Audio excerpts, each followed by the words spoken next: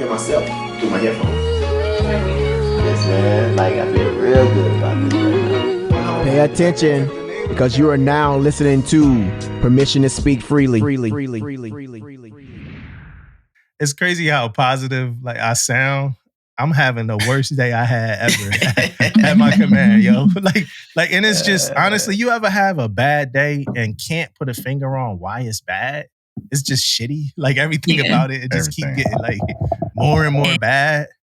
So like that's the kind of day I'm having, y'all. And then like when we gonna talk about like this Philly thing. Y'all heard about what happened in Philly over the 4th of July weekend? No. What's up? What happened in Philly? So it was like 19 shootings. Like 19 shootings in Philly over 4th of July weekend. Right? And so one of these shootings, check it out. One of these shootings, my sister's brother. So I got a sister. One of my sisters, we don't have the same dad, right? But her father passed away a while ago. So we kind of just say, you know, we don't talk about not having the same dad no more. But one of my sister's brothers, his son was out there. His son was out like on the block where the shooting happened, and he got shot and he got killed. You know what I mean? He was in a wheelchair already. So his name is Azir Harris. So rest, you know, in peace to Azir Harris. He was 24 years old. They calling it a mass shooting. He was in a wheelchair because he got shot in a drive-by when he was 17. You know what I mean? Now he just got shot and killed in Philly. And so his girl tried to, and I don't want to get too crazy in detail. It's a video. It's like, you know, it's kind of like. I was about to say, is there a video? I saw that video. I've seen it's the kind video. of viral. It's viral. Yeah. Yeah. So his girl went to grab him and she got shot, right? His girl is my brother's kid's mom's cousin. So she got shot. She didn't die. And then my brother kid mom other cousin was there and got killed too. Yeah, so you know that happened. And then it just so happened, and it's crazy. So it just so happened like really not too far from my mom's house. Like it's a 3-minute walk. Like it's just like pretty much around the corner and like around like 2 corners, and you on that block. My sister and my niece, like her daughter, somehow they was in the vicinity of this. So they like ran home, you know, and they got home. Also, the cops normally station on this block because it's a heavy traffic violence kind of like block anyway. So the cops are normally there. They left to go respond to something. And the time they was gone is when this happened. You know, and like I said, they said it was over like 109 shots fired or something like that. So I do want to say, you know, just pray for Philly and everything that's going on in that city. And then real quick, one of my mom's neighbors, and if you listen to the pod, you know this is like our second neighbor in like 4 months. One of the older neighbors on the block, she passed away. So it's just a lot going on, man. So I do want to give a shout out to my mom too and pray for her, man. It's a whole lot going on. Man. And anybody that listen, they know my brother was in jail. You know, if you listen, you know my brother was locked up and he just came home too. So it's just, and maybe that's what.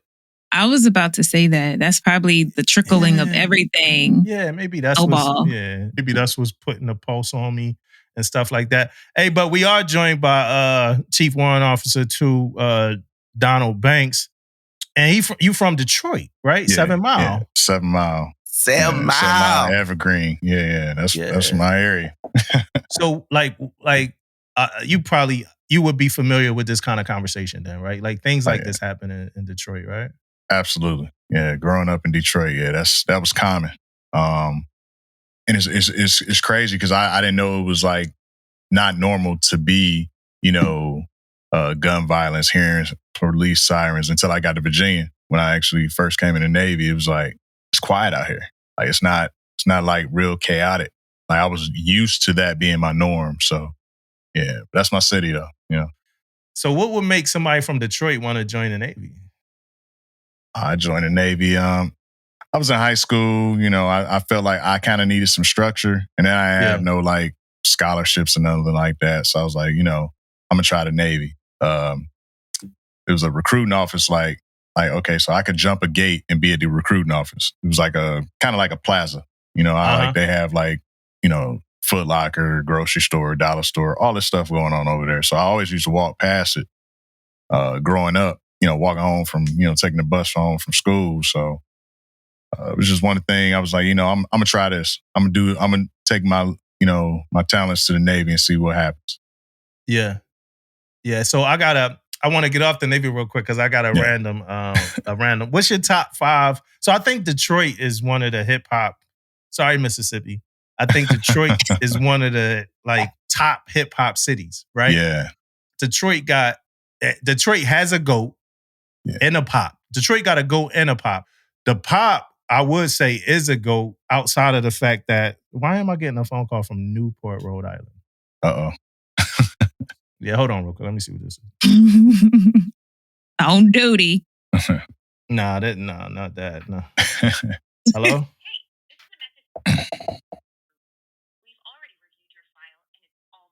Oh, this some person trying to, you know what I'm saying? Get you, bro. Trying to get you. So, so the pop to me is probably better than the GOAT. But what's your top 5 Detroit rappers? My top 5 Detroit rappers? Man, it's so many. But of course, I got to say Blade Icewood, 7 in General. That's somebody I grew up with. Payroll Giovanni. Okay. I like Babyface Ray. I like Ray, and I like this is a tough one because I like Vezo, Icewear Vezo, and I love Icewear Vezo, man. I love both of them, so it's like they gonna have to be in that mix too. Icewear Vezo and Peasy. So I'm gonna give you 6. Oh, so you like current, like that's a current list. That's a So I'm gonna go with some legends. Yeah, you current. I'm gonna go with a couple legends. I'm gonna go with one current one who I really like. I like Bodie James. Oh yeah, Bodie's tough. Yeah, Bodie dropped like 8 albums this year already. Yeah. You know I'm a Griselda fan, so like their whole little group, everybody that's under that camp is just nice. Yeah, so, I get them. So Bodie is tough. So I like Bodie. I think the GOAT y'all got, of course, is Eminem, right? Eminem is a hip hop legend, a GOAT. Yeah. But I got Royce, the 5'9". Like, you know what? I left Royce off. Oh, that's crazy. Yeah. Royce. I gotta do another 5 then. Yeah, because I'll take Babyface off there and throw Royce on there. Royce probably number 1. For real. I got Royce competing. Royce and Royce and Blade is like, I used to see Royce all the time. I met Blade Icewood. Like a lot of these people I actually met from being there. So, but yeah, definitely Royce. Royce got to be like number 1. Yeah, Royce. I mean, Royce is to me debatable number tough. 1. Yeah, Royce debatable number 1. Period. Yeah, like to me, if he had made better albums earlier in his career, it really, and if the Dre cosign would have worked, like it really. Look at Teach is. She's like, I don't know who none of these people are. I don't know nobody but Eminem. He need to be out there. Like I think that's what may have hurt him. I think behind the scenes a little bit. A lot of people may not even know. Like people know him, right? But the mainstream thing, I think, if you've been out there and people like really like listen to it, if you listen to his album, you on board. Like Bad Meets Evil did pretty good though. Yeah. I think he just had too much. Well, you know, he had a beef with D12. He had a beef with he had an issue with M. You know, and he trying to do his own thing. He in the city. You know, Obie Trice. He was nice too, but you know, it's so many, man. I was saving Obie Trice. Like it was in a clip. So it's on my notes. Yeah. So this what was on my notes, right? This is what I was going to say. For me, it's a hot take. Right. Obie Trice is one of the most underrated rappers to me, like ever. Like the album Cheers. I hate that Got Some Teeth was the first single on there because it was an Eminem-esque song that Obie didn't need. But when you get into Cheers, man, like the Nate Dogg, the Busta Rhymes, like all of them, like that album was crazy. And then his second album was, you know, good too. Second Round's on Me. But I was going to say that it's funny you brought it up because that was what I had in the chamber. Like, yo, Obie Trice to me is like one of the most underrated rappers, you know, ever. And I don't know what happened to him. Like, I think he just either independent now and he just ain't really doing much. He independent. He kind of fell back from the scene a little bit, you know, so. I mean, he's still around, but he ain't rapping like that. Yeah, do you think a little bit of that because of Eminem though? Right? Some people, word on the street, some people say he had a, little pimp. He was pinning it a little bit on that, on Obie Trice a little bit. Who, M was writing for Obie? Yeah, No, that's the word. I don't know. What know. word? Absolutely not. He said what streets? It wasn't writing for no Obie. Ain't no way. Hey, because like the song that was on the 8 Mile soundtrack, he murdered that. Yeah. Like he murdered that song. Like I can't even say that's like, and that was like raw him. Like nobody really knew. He was still kind of up and coming. Like he was on obviously signed and he'd do a couple features here and there, but yeah. Yeah. Hey, just so everybody know, I like Obie though, man. Don't be trying to come after me, man. I like Obie, man. That y'all derailed me, man. Yeah. Yeah. And even on Love Me, the joint with M. Yeah, that's the one. Oh, yeah. That's it. That joint was fire, bro. But Tough. I remember he had like because his mixtape, man, I'm a hip hop head. So like, he dropped some mixtapes like before Shady Records. That to me was fire too. All right, so let's get into what I know everybody, want to hear is thinking about is on everybody. Why Tish, Tisha say nothing yet. So hopefully we can get Tish to talk. This whole baby hair thing. So first off, let me tell y'all this. I'm the only African American chief in my mess, right? So, did you have to explain what baby hair was now? Yes. Yeah. Yep. So precursor, right? We're going to talk about race a little bit and we're going to talk about people. We're not here to offend nobody, but we're going to talk about it a little bit. Yeah, I'm the only African American chief in my mess. So I'm like, hey, y'all got this baby hair thing, right? And the chiefs was like, what the fuck? Like, so I'm talking to one chief. They came in at different times. It's like, I'm confused. I don't know what baby hair is. I got this picture of Erica Banks, right? Oh no! I got this picture of Erica Banks, man. Her baby hair was like down there. Yeah. So I'm like, eyebrows. This is baby hair. He said, oh, okay. And then the next dude came in and he was like, the same thing. He was like, man, he was like, what y'all talking about? I was like, we in the middle of the baby hair conversation. He's like, bro, like I had to pause because I don't know what baby hair is. So I did the same thing. But the one dude, he was like, it's like the bangs. I was like, no, let me show you Erica Banks. This is baby hair. So, hey, Warren, I saw you post about it. Oh, yeah. You was trolling people. Yeah, I had some fun with that one. I was like, some foreheads about to get exposed tomorrow. And, the comments come. And I was like, look, I done trolled y'all and now I got car trouble today. Yeah, it ain't working out. But you got to pack them baby hairs up, though. And pack them up. What was their response in your comments? Oh, everybody was laughing. They know. Oh, okay. I drop a couple. It was no ill intent. They know what it is. Like I'm just pretty much trolling. So I had one chief, she was just like, sir, with the laughing faces. I'm like, hey, man, it's all good. Yeah, I was going to put the Erica Banks picture up like as a post, but instead I put it in our story. I wanted to make it a post, but I feel like we was going to lose listeners. You know what I mean? Like, I can't. What's crazy? It's like a post that's going viral right now of a sailor. I don't know where she's at, but her bangs and baby hairs and everything all switched up, and everybody is like destroying her on this post. And I'm just like, look what social media do. We get a directive or a policy, and now we poking fun at everybody. Like, but who corrected her? Right. Now let's talk about this baby hair though. Is it a directive or a policy? It's none of that shit. So it's like a uniform gram. It's not even a nav admin. Right. Yeah, it ain't even a nav admin. It's like somebody wrote a newsletter, right? Pretty much. Right. Yeah. A grant. Yeah. From what I understand, it's supposed to be implemented. And so that's all. But the little bit that they put out stirred up so much. Yeah. It stirred up a lot. And they're like, where's the pictures? I usually have pictures and this and that. Listen, they are mad right now. Yeah. They are mad. But let me tell you, when Damo, when you first told me about it, I ain't even see the policy yet. And I was so happy. Yeah. I was so happy because it irks my nerves. Like it really do.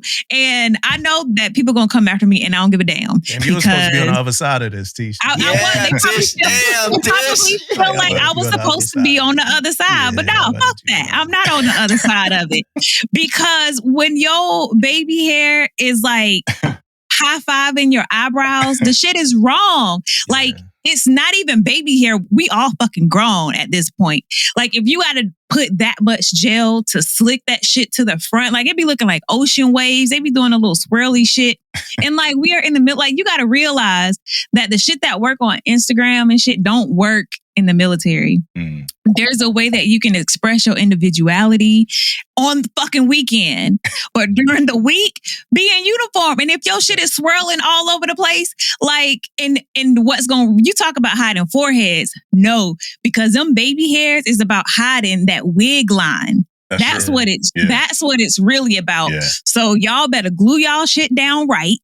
Okay. Get you some, matter of fact, get you some bowl glue, slick that shit down real good, and then just have, like, it's cool. Y'all gonna be all right. I swear y'all gonna be all right. And I'm telling you, like, it's not like you can have like the little, you know, side where you like gonna slick it a little bit. But nah, y'all want to go crazy and put swirly shits in there and don't fucks it up for everybody. Just same thing y'all doing with the damn hair color. And I'm going off on a tangent and a rant right now. Yeah. Same thing with their hair color. You give them a little bit of, you give them an inch, they're gonna take a fucking mile and then they're gonna swoop all that shit back. Now can't nobody have edges because y'all going out here doing all the swishes and swooshes with the damn baby hairs. Yeah. So next time they've been, like Damo said, they've been rolling with us for like a few years on the regulations. That's pre-disclosure. I was about to say that. They've been rolling with us. We've been getting win after win after win. Yeah. But when you take those wins and you start taking advantage of it and thinking that you gonna look like an Instagram model, you can do this like that person and this person on TikTok, we can't do that. The quicker you realize that, the better you're gonna be. When I was active duty, before I got my DD-214, and I got paid once a month. Back in my day, I almost started with that. I used to have, like, you see my nails right now? Colors, all colors. It's flavorful because I can do that. I got a DD-214. But when I was in, I also had little flavorful, colorful nails. But during the week, Monday through Friday, I covered that shit up with something that was in regs. And if I used to keep fingernail polish in my desk so that I can cover my shit up. There's a way that you can do it to where Monday through Friday, you in regs. And on the weekend, you can wear candy apple red hair. You can wear the damn orange hair. You can wear vibrant nails. Whatever the hell you want to do that shit on your time. And don't be mad when somebody comes at you talking about push some baby hairs back to the back.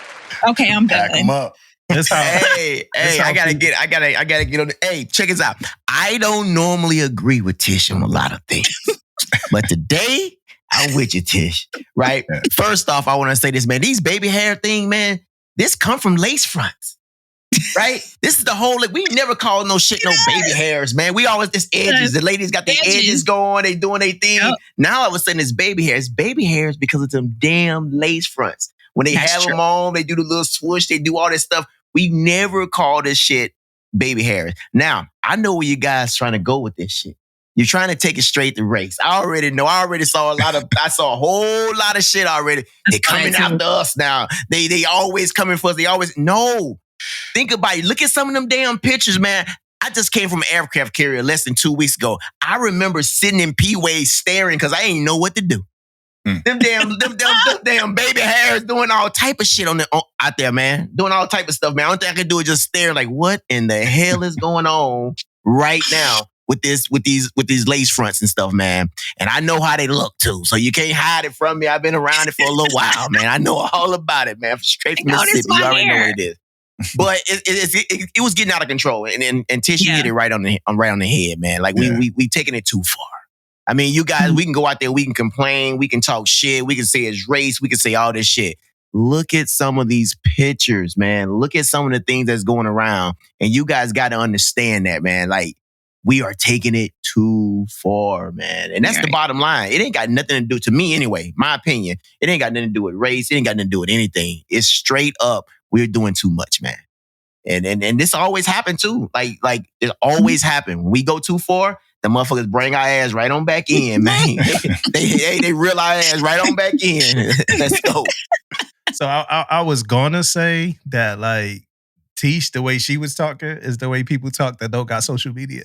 Like that's what I was going to say before David started talking. Where I'm like, this how people talk that don't got social media. And then I was going to ask you, was you okay with me clipping this up and making a reel out of it? You know what I mean? Listen, I don't care. They gonna have something. They gonna have the smoke from me, but they gonna be talking to themselves. Because I'm gonna be in my DD214 living my best life, and I swooped my little edges today. I ain't got much, but the little bit that I got, I swooped that shit and took my ass to work. But you got edges though, Tish. You got edges. I do. I do have some. I don't have. Even when I wear wigs, I don't like, me personally, and this is no shade to people who do like, but I just don't like the extra pushed up, swoop back, curled around, over to the left, down to the north. Like, I just don't like all of that on me. Yeah. So it's never really been down to the north. Down to the north. Because it's confusing. It's confusing as hell. So I've never really been that girl. So to me, it really isn't like a whole, like, I ain't really, torn about it at all. Right. And but like you said, like, it's the difference between edges and baby hairs. And don't mix up. Like, if you got edges, slick it back and you good. Yeah. But them baby hairs, the treacherous baby hairs. Yeah. Hey, don't get so ass hemmed up. So I just want to say this for the listeners. We gave y'all the Patrick Trujillo episode, right? We gave y'all the Frank Jackson and 100 other people episode, right? We gave y'all them serious episodes. Damon is back. And I am not here. So, hey, Warren, I am sorry, but I am not here for no seriousness. All shenanigans, except for when I got serious questions for Warren. Outside of that, I'm here only for the shenanigans today. We gave y'all the serious episode. I even re-gave y'all a couple of the Dr. Cruz. I re-gave y'all that, so y'all can have that, right? Chip Youth. I re-gave y'all that, so y'all can have that. This ain't that. This ain't it. This ain't it. That's what I want to say. Ladies, man. Y'all done got the dreads, right? Y'all was able to get the dreads. Y'all was able to get the damn, what was it? Come on, Teach, give me some. Y'all got y'all covers back. Y'all got y'all. Yeah, we got they kind of gave us more, some of the stuff they just kind of gave more direction. So it was like the hair color, they kind of put that now. People, it was, we can wear lashes. They just kind of put a little, minimize lashes. That. They didn't take it away though. They said you can wear it, but just don't, what else like was uniform things too, right? Like like some type of vest thing or something y'all got, like some kind of blouse thing or something that y'all got to be able that might to be before, but under something or something. Y'all got, and then they doing a whole like refitting thing so it could fit better on women. So let's not call this racist. Right. Or let's not say that the Uniform Matters office is against the ladies, man. The ladies been getting all the guys wanted for the last 12 years. 12 was beards. Watch how you fucking talk to me. My bad. My bad. No. My bad. If you do that shit again, it's going to be a problem. All right? So you can do that. You can take that however you want. I'm happy. That's all we wanted was beards. Sit, Damo. Y'all got everything under the sun. And I don't know what happened to Warren. Hopefully Warren comes back soon. I don't see him. He's offline right now. Yeah. Y'all got everything under the sun. Man, they just taking away baby hairs. And they ain't even really taking away baby hairs because it came out on like a newsletter. It's not like a NAVAB in our official policy, right? They just taking away baby hairs. Yeah, that's it, man. That's it. They ain't against women. But they always been against us. They wasn't against y'all when y'all was able to get dreads and y'all was able to, do the lashes. They wasn't against y'all then. Why they against y'all now? We just want we just want a beard, man. That's it. Beards. That's it. Listen. So speaking on beards, the DC I was watching the news, the DC firefighters, they suing, I guess, the city or something like that. Because they got a clean shave policy, right? So they got a lawsuit against the city. So sellers, man, there goes some inspiration for y'all, man. So that's what they said. They said so what I do know is it started during COVID, right? somebody said it's discrimination against Muslim religious belief, because they can perform their duties with facial hair, so they could get a seal and all that stuff with their facial hair. And some of them got removed from the field and they missed out on promotions because of, this facial hair, man. So I'm just glad they wasn't saying it was because they black. Because even though we had like Dr. Cordo on here, and I know like people talk about it might be discriminatory because it does not consider, I guess, race. But I know it's not I don't think it's discriminatory. It's discriminatory just because you black. Like all like white people just don't want black people to have beards. No, they can't have beards. Like we need to institutionalize no beards for black people. I just don't know if that's if that's like a real like you like deep in the depths of like racism, man. When it's all the way down to beards, you know what I mean? Yeah. I will say this: the CPAP seal is definitely affected by like your facial hair, man. So whenever I shave, I'm happy because my CPAP seal be 100. But when I start getting that hair on my face, that CPAP seal, man, I don't know about you, Damon. Like, what kind of CPAP you got, bro? No, I got one of them new ones, man. I don't know what kind it is, but it's badass though. But I will tell you this, man. If you start growing that beard, man, you got to tighten that motherfucker up real tight. And by that time, you've been suffocated your fucking self. That tell me like squeezing your nose down. You like that. You got to keep on like, bro. It ain't even worth it. You know what I mean? I know exactly. You gotta have a headache every night, man. I be sitting. It's funny because when I was younger, I didn't realize what the seal imprint was. Like until I got a CPAP. Like I never realized like everybody walking around with the lines in the face. I did. What, bro? You be at like the morning meeting, dudes trying to talk regular. Like, yo, you got like 6 lines in your face. Huh? I know, motherfucker. I know. Thank you. CPAP lines, bro. Like I ain't realize it, man. Yeah, but that was my thing. Like, I don't know, man. Do you think that, the white people of the world, Damon, don't want black people to have beards, bro? You think that that's how deep racism has gotten? No, man.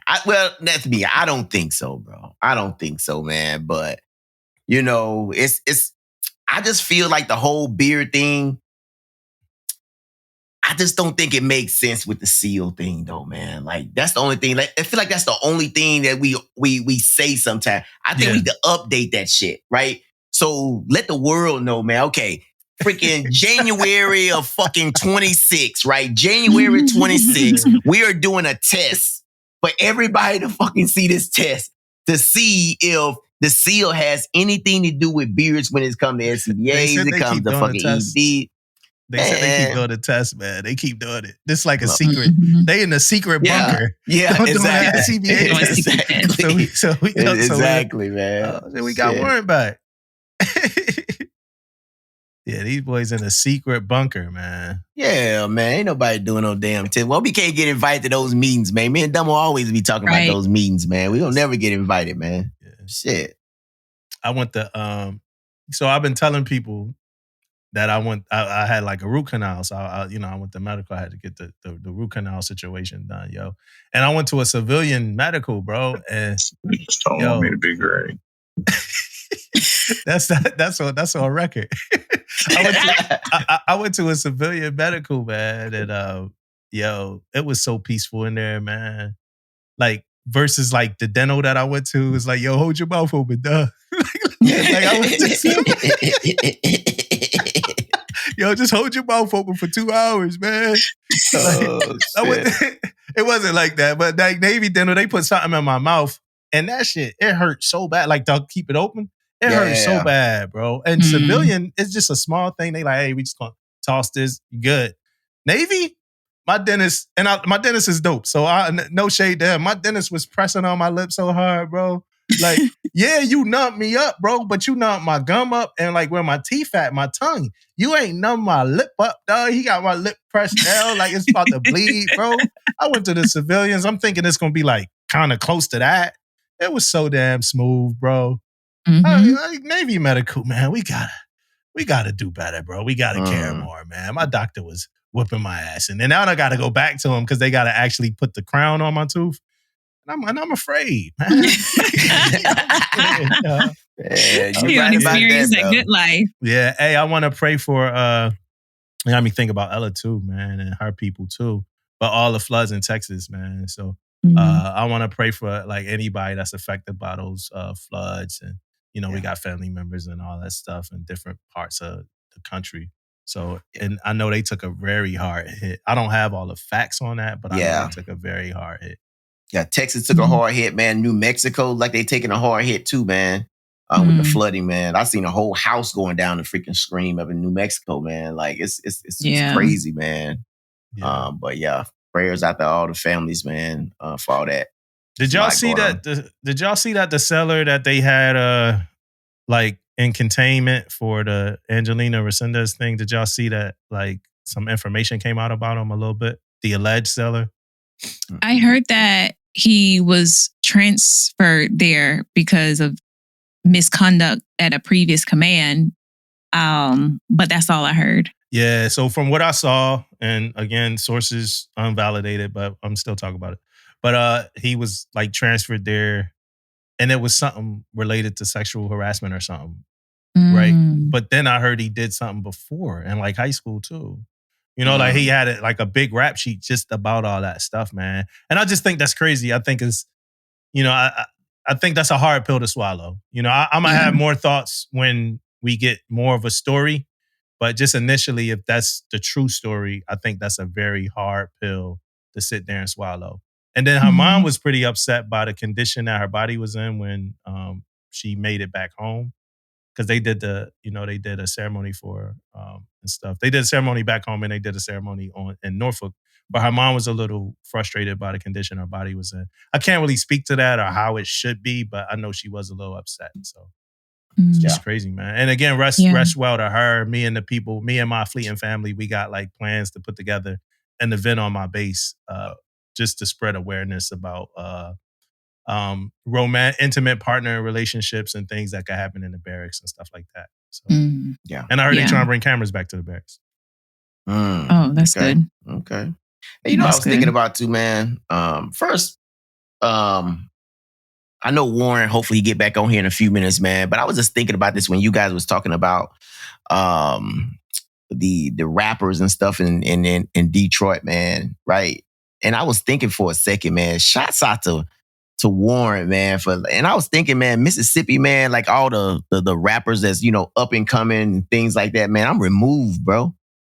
You know what I mean? I'm removed from all that. Like he was naming, the rappers, like the underground rappers and stuff like that in their hometowns and stuff, man. It seems like right now, I only know the rappers when they make mainstream, you know what I mean, in Mississippi. So all my people out there, man, put me on, man. Mississippi, stand up. Put your boy on, man. Like, let me know where I can go find my local team at, man, so I can freaking support, man. I'm a big supporter, right, Damo? No, you know what I mean? I don't think so, man. He said no. No, I don't think so, man. Like, I'm a big supporter, man. Holla at your boy, man. I need to know some of my local rappers down there, man. You want people to bring you the rappers, David? Bro, I can't. Hey, I don't know. Look, bro, I'm 27 years removed from Mississippi, man. I need some help, guys. Maybe that chapter is over, bro. Like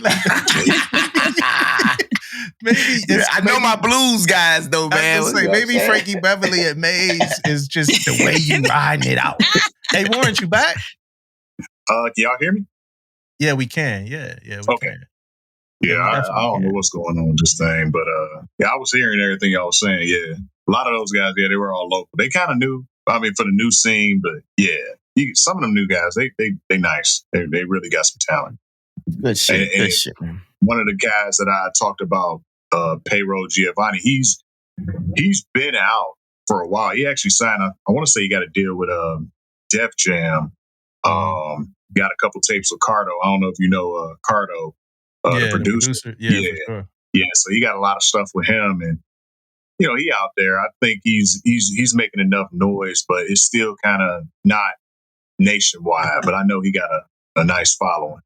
Yeah, he older too. Payroll Giovanni, he is. 40. Yeah, because they started when they was kids. They was like kids doing like the collective he was with, Dope Boys Cash Out, and he kind of branched out. He's doing his own thing now. They had to deal with Jeezy and all that. And but he got a lot of talent, and he's consistently drops something. So. Yo, Detroit was like cracking the door open to the party. Like Detroit was cracking the door open until the Drake and Kendrick beef, and then LA just snatched it right back. Like, but Detroit was in there. Detroit was controlling the sound. Of everything. Like Detroit really was, like, in my opinion, like sleeper, like running rap for like 8 months or something. Then that Drake Kendrick beef came and it just stopped. It just stopped all that. You know what I mean? Come on, man. But 8 months. Because like that wave of T Grizzly, like people still rap that song. You put that song on right now, everybody going, okay, 6 Mile. Like that. I ain't never messed around with 6 Mile. Yeah, then when you start seeing like New York rappers steal the Detroit sound, you definitely know, it is what it is. Then what Trump even hollered at Trick. You know what I mean? Yeah. Like, I mean, it's real. Yeah, Trick real, man. I met him too. He a lot of things that but he really an advocate too for the city.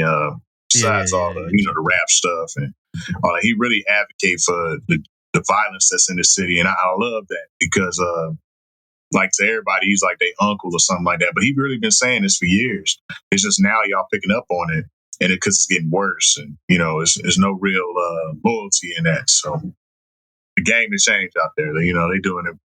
It's no rules to it. Yeah. These YNs, as they say. Yeah. I mean, and Detroit is, the Motor City, but also, man, like, we want to call it the birthplace of R&B soul? Absolutely. Can we call it the birthplace of R&B soul? Barry Gordy and absolutely. Motown Records, Motown, Hitsville, man, it's out there. It's still there. Barry Gordy did so much. He buying up the neighborhood just to, he had his artists. They had like a whole neighborhood of artists that everybody lived like down the street from Motown. So there's so much talent there with that too as well. So it's crazy. I can't think about Motown and not say rest in peace to Tammy Terrell. Right? It's sad. Like every time I think about Motown, Tammy Terrell was from Philly. For the people that don't know, but every time I think about Motown, I think about Tammy Terrell. And just we were just talking about Angelina Resendiz a little bit. Tammy Terrell was just a victim of abuse by like a bunch of male artists, at least noteworthy James Brown and Marvin Gaye for sure. But so I always feel for her. And I think her story needs to be told a little bit too. Like she was young too. I think she was like 24 when she died or something. She was Oh, wow. I didn't know she was that young. Yeah, she was young, yo. And it was like head damage from like being hit, with like pans and shit. Yeah, it was bad. Like it was like Tammy Terrell got abused so bad, yo. Yeah. So we got 22 years in, huh? 22 years in 22. at this point? Yeah, 22 years in. Yeah. August, but who's counting? Like August 13th, but yeah, pretty much. Yeah, it's that. So what you thinking about? You thinking 30? Oh yeah, I definitely want to push for 30, but I have MS, so it's really what my health is going to be like moving forward. Obligated, I owe like 4 years. I've always been saying I'm doing 30 years. If I put on warrant, I'm staying forever. They're going to kick me out. But it's really about how my health looks at the end of the day. See if I want to go to 30. At that time, I'll be at 26. So can I go do 4 more, or do I hang it up? Yeah. Can you dig into MS a little? So I got I'm gonna give like a textbook kind of definition of it, but you actually have dealt with it. So I want to dig into it so people can really understand what the day-to-day. What I have is like a chronic autoimmune disease that disrupts nerve signals in the brain and spine, causing fatigue, numbness, vision issues, mobility challenges. And then some symptoms they vary widely, and some of them could be invisible. But like for you, somebody that actually has it and been through it, how'd you, I read a story about when you found out you had it, but what was that story about when you found out you had it? So I was in Supply Corps School in Newport, Rhode Island. I did my ops screening. And, with the ops screening, they testing everything. So I did my vision test, and they, got you hooked up to the machine, you looking in there, and they just like, we see something behind your eye. but we don't know exactly what that is. So another doctor come in, and they did a referral for me to go to the hospital because in Rhode Island they only have this little small clinic. So I went to the hospital, and they were like, "We're gonna give you an MRI." They started looking into my brain, my spine, sort of, kind of like, but not really.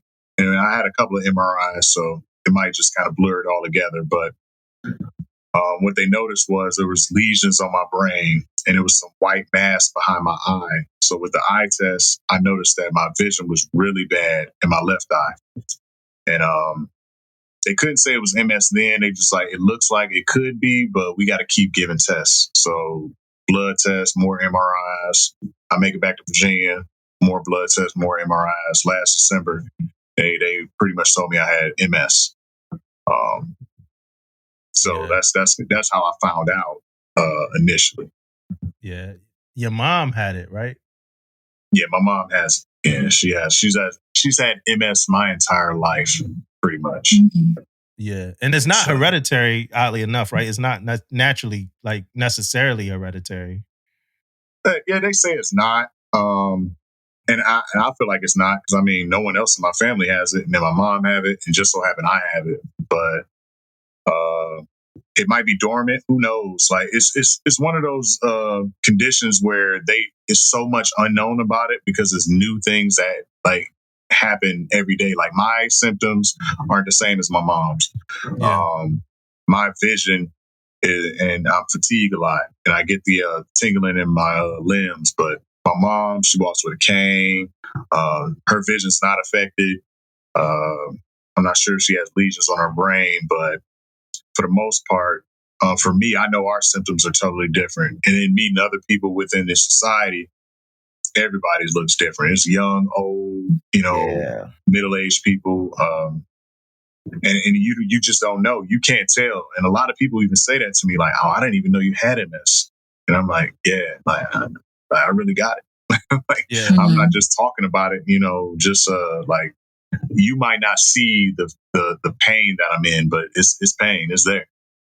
How often do you have symptoms? Is it like something different every day? Is it pretty much on a daily basis? So the vision is every day. The vision is every day. The fatigue is every day. I have like pains in my back. I might have like headaches. Those aren't like every day.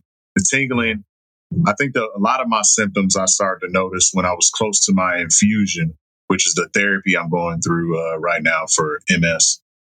That's when I've kind of noticed like, oh man, like I'm getting close to that time. I got to get my infusion done. These new symptoms are presenting themselves. I'm like, oh, I'm having more headaches. I'm super tired. Like it's tingling all day. Vice just here and there. So yeah.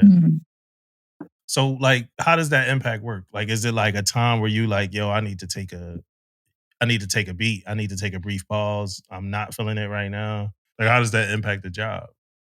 For me, it really doesn't impact a lot. I walk around because I don't like sitting for a long time, and that helps. So if I feel like tired, I'll just let everybody know, let my chiefs know, like, hey, I'm about to get out of here. I'm not feeling too good.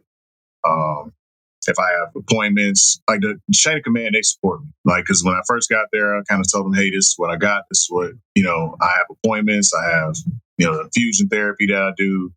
And I got MRIs coming up, stuff like that. So they really support me. But I'm always at work. Like, I'm always walking around talking to sailors. Like, they wouldn't even know until I told them. They didn't even know like I had a condition. They just know I'm the new FSO at Yorktown. Yeah. What about at home? How does it affect? Like, cause you got 3 kids, right? Right. Yeah. Does that affect anything at the house? I try not to let it. My middle daughter, she's 11, and my oldest is my son. He lives with his mom. So my middle is 11, and I have a baby that's 2. And I try not to let it affect their livelihood. Like if I'm tired, I kind of tell my daughter like, I'm a little tired right now, because she'll ask me like, how you feeling today? You know, because she's more receptive. The baby, you know, the baby don't be the baby. Yeah, the She baby, gonna do yeah, it. She Yeah, run out. what's going on? So, the whole world. but for my middle, my daughter Aubrey, she's been with me for like everything. So she's coherent. I tell her everything. I let her know what's going on with me. And she checks up on me, but I don't let it affect whatever she got going on. I'm a part of that. I support her. It doesn't affect home that much. But when I'm tired, yeah, I'm gone. I'm sleeping. Yeah. Are you like in and out the hospital a lot, like just different appointments and stuff like that? So for the infusions I get, it's twice a year. I just recently did my first one of this year in June. So it's June and December when I take it. And I might have like an MRI. I got an MRIs coming up and stuff like that, but it's not that frequent. It's not as frequent as you would think. But when I have like issues, I might go to the hospital or I might go see my PCM or something like that. Like, hey, this is a little different. I don't like, after my last infusion in June, that was like the full infusion that I got. And first full 6 hour hooked up to an IV, like my body was feeling different. So I went to the emergency room later on that night just to make sure that, is this how I'm supposed to feel after I get the first, my infusion?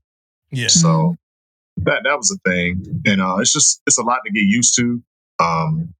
This has only been 6 months since I've been diagnosed. Who knows how long it's been a thing? Yeah. Because, you can't just go to your PCM and say, hey, I want to get an MRI. You got to have a reason. Right. So, right. And I think that's a big problem because I feel like we found it early, but it's certain things within medical you just can't get done unless you're referred to get it done. So. Yeah, man. I got into like an accident, man, and twisted my whole leg and needed an MRI, man. And they still ain't want to give it to me, man. When they finally gave it to me, they was like, yo, you should have got surgery yesterday. I'm like, well, y'all never wanted to give me an MRI. Yeah. You know what I'm saying? So I don't think it should be like that. I don't know why it's such a hard fight for that. Maybe it's some money stuff or something, but like, that's why we out here, man. That's why we, make the ultimate sacrifice, man. So we can be, taken care of for stuff like that. So but now that diagnosis, it puts you on a path of like, you want to enlighten other people and kind of spread the word about this, right? That's like one of the things that you want to do. And what's like some of the things you're doing for that? So when I found out, like initially before I found out, I was starting to do like little vlogs of me being a FSO, just walking around in galley, talking to sailors. And I took that platform and then I started talking about, having MS, talking about my symptoms, talking about the employee program with the Navy, because it really wasn't a lot out there. So I really just wanted to, bring about awareness for the, the condition, employee program. You don't always have to med board out. If you're, whatever your situation is, if you can get recommended for this program, you can still stay Navy. And that was my biggest thing, of just talking about that, because I did have some people hit me up like, what is employee? Like, what is this? What is that? I'm like, look, I'm going to do a whole episode on it and how long it took me to, kind of understand, because there's no guidance. It was like an emailgram or something like that. Yep. It was for a while. Yep. It don't tell you how do you do anything. So it was a lot of trial and error with it. It took me to put an ICE complaint in just for it to get pushed. But that's essentially, you got to kind of, you got to advocate for yourself. So in the process of me advocating for myself, I'm like, let me put this out there because this is going to help somebody. Yeah. And it's funny, the Nav admin did just drop.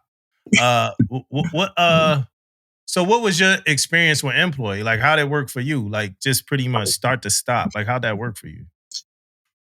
So I got my recommendation from my neurologist, but my neurologist wasn't updating my LIMDU paperwork which is it's like a system for LIMDU that they have to put in all their clinical information, recommendations, and everything. Pretty much a treatment plan, and that's the first start of employee. You have to be recommended by your specialist, whoever you're going to see. That's a naval doctor or whatever, and then it goes to the LIMDU folks. So LIMDU can't recommend you for this program. It has to be a physician, and from there it gets to the LIMDU coordinator, and they push it to another set of doctors, and then from those doctors it goes to PERS, and then PERS sends command. What is it? It's like a command endorsement that goes to your CO, and it's kind of like a questionnaire. It's a PDF, yes or no answers. They send it back, and then PERS approves you. That's kind of like the chain of events right there. Yeah, and right now, so that's your billet now. It's an employee billet, right? And not everybody at that command is in an employee billet, right? No. Yeah, and it just kind of worked out for me. I talked with my detailer. I was letting him know, hey, every step of the way what I was trying to do. And he's like, okay, well, I don't see it until, PERS approves it. But he kind of already put me in the orders beforehand, these short duty orders, because I had orders to the Cure Sarge, but I lost those once, they didn't know what was going on with my health. Yeah. So he kind of looked out by putting me on shore, and it kind of all worked out. Yeah, and I think I don't know. I feel like it need to get said though, like shore sellers, ship sellers, all sellers. All leadership opportunities, all and because some of us feel. I even talked to COs who couldn't command a ship anymore because of health, things, and it's almost like a lot of us that get into these leadership positions, we feel crushed when we find out we can't go back to a ship. Because the ship is, the ship is the NFL, the ship is the NBA to us. That's the big leagues. That's where we go when we go win our trophies and our championships, whatever, right? So a lot of us, but it's like, hey man, it's sellers everywhere. It's people to lead everywhere. It's a place to make an impact everywhere. And we gotta remember that sometime. I get in my own bag with that. I was talking to Tisha about it a couple of weeks ago. I get in my own bag with that too. I feel that way too. It was I made chief at 20 years. So I made Warren right after that. So it was chief, Warren. It was oh, I'm ready. I just coming off the baton. I'm they're going to send me to an Anfield. Man, I know how to do everything on the Anfield. Literally, I've been here for 5 years almost. So I know everything about the training cycle and everything, how it's all going to go. So it just seemed like it was a perfect plan. And then, life happens. Yeah. Let's talk about. I was about to ask. So with the employee program, because I haven't really looked a whole lot into it, is that what you're going to stay into? Are you going to stay in that program until you ultimately retire? Do you have to recertify or reevaluate and all that stuff? So I have to recertify every 2 years for me, and that's what's on my employee document that they sent me from PERS. But I know the NAV admin says something about you have to do it before you pick orders or something like that. But I won't even be up for orders in 2 years yet because just for the timing. But at any time when you're in the employee program, the CO could be hey, his health is deteriorating, or you can reach out and they'll just recertify you, or you'll go to a med board. So it's really what your medical physician say, hey, he's doing fine, treatment is working. Ultimately, if I go into a remissive state in the perfect world, I can go to a ship. But for right now, I would say employee is probably what I'm going to be in for the foreseeable future. Yeah. Well, so how has that been? I'm glad we found ways to keep people in. Yeah. How has that adjustment mentally been for you, knowing that the shift in your where you saw your career going? Because a lot of times we map all the way down the road, because you said already you knew you were going to do 30. So what was that mental shift and how did you do that? Because that's a big change, not just with your health, but also with your like everything that you thought was going to happen, now it's changed? I'm still dealing with that today. Like, it's tough. It's tough because I see a lot of, the people I went to my class group for that year, they're all doing great at sea, getting their pen, going on deployment, doing whatever, and it's just certain things I know I won't be able to experience. Like, yes, I've been on the ship. Yeah, I did like 20 years before I even put it on, but I still feel a resentment because I don't know if I could really do it at sea. And that might be the pride of it all. But I know I could do the job because it's the same job on shore. And sea is just, bigger. You leave here. You're doing operations overseas. So it's kind of the same, but it's not. Yeah.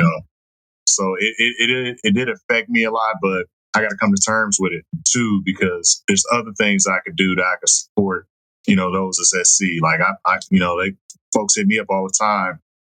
Hey, what do you do about this? Or what do you do about that? And like, have you tried this? Did you work, reach out to FLC, reach out to CSICOM, read this policy, this chapter, you about to go through inspection, appendix I, it's just little small stuff that, they reach back because they just might not know, or they never been on that platform. So it's cool that I can help from that stance, but I still, if I get a chance, if I can, I definitely want to go to a ship. Yeah. Wow. Yeah. And your story, I mean, at that point now, your story is bigger than, sea duty. You know what I mean? Right. Like, you could go to sea duty or you could not go to sea duty, but your story is, now we talk about perseverance. We talking about, staying strong through different struggles. We talking about being able to speak for a program that not a lot of people could even, talk about right now yet, but like having had been through it and being able to be some, because now it's like, hey, if somebody got a question about employees, like, yo, talk to Warren. Like he actually went through it.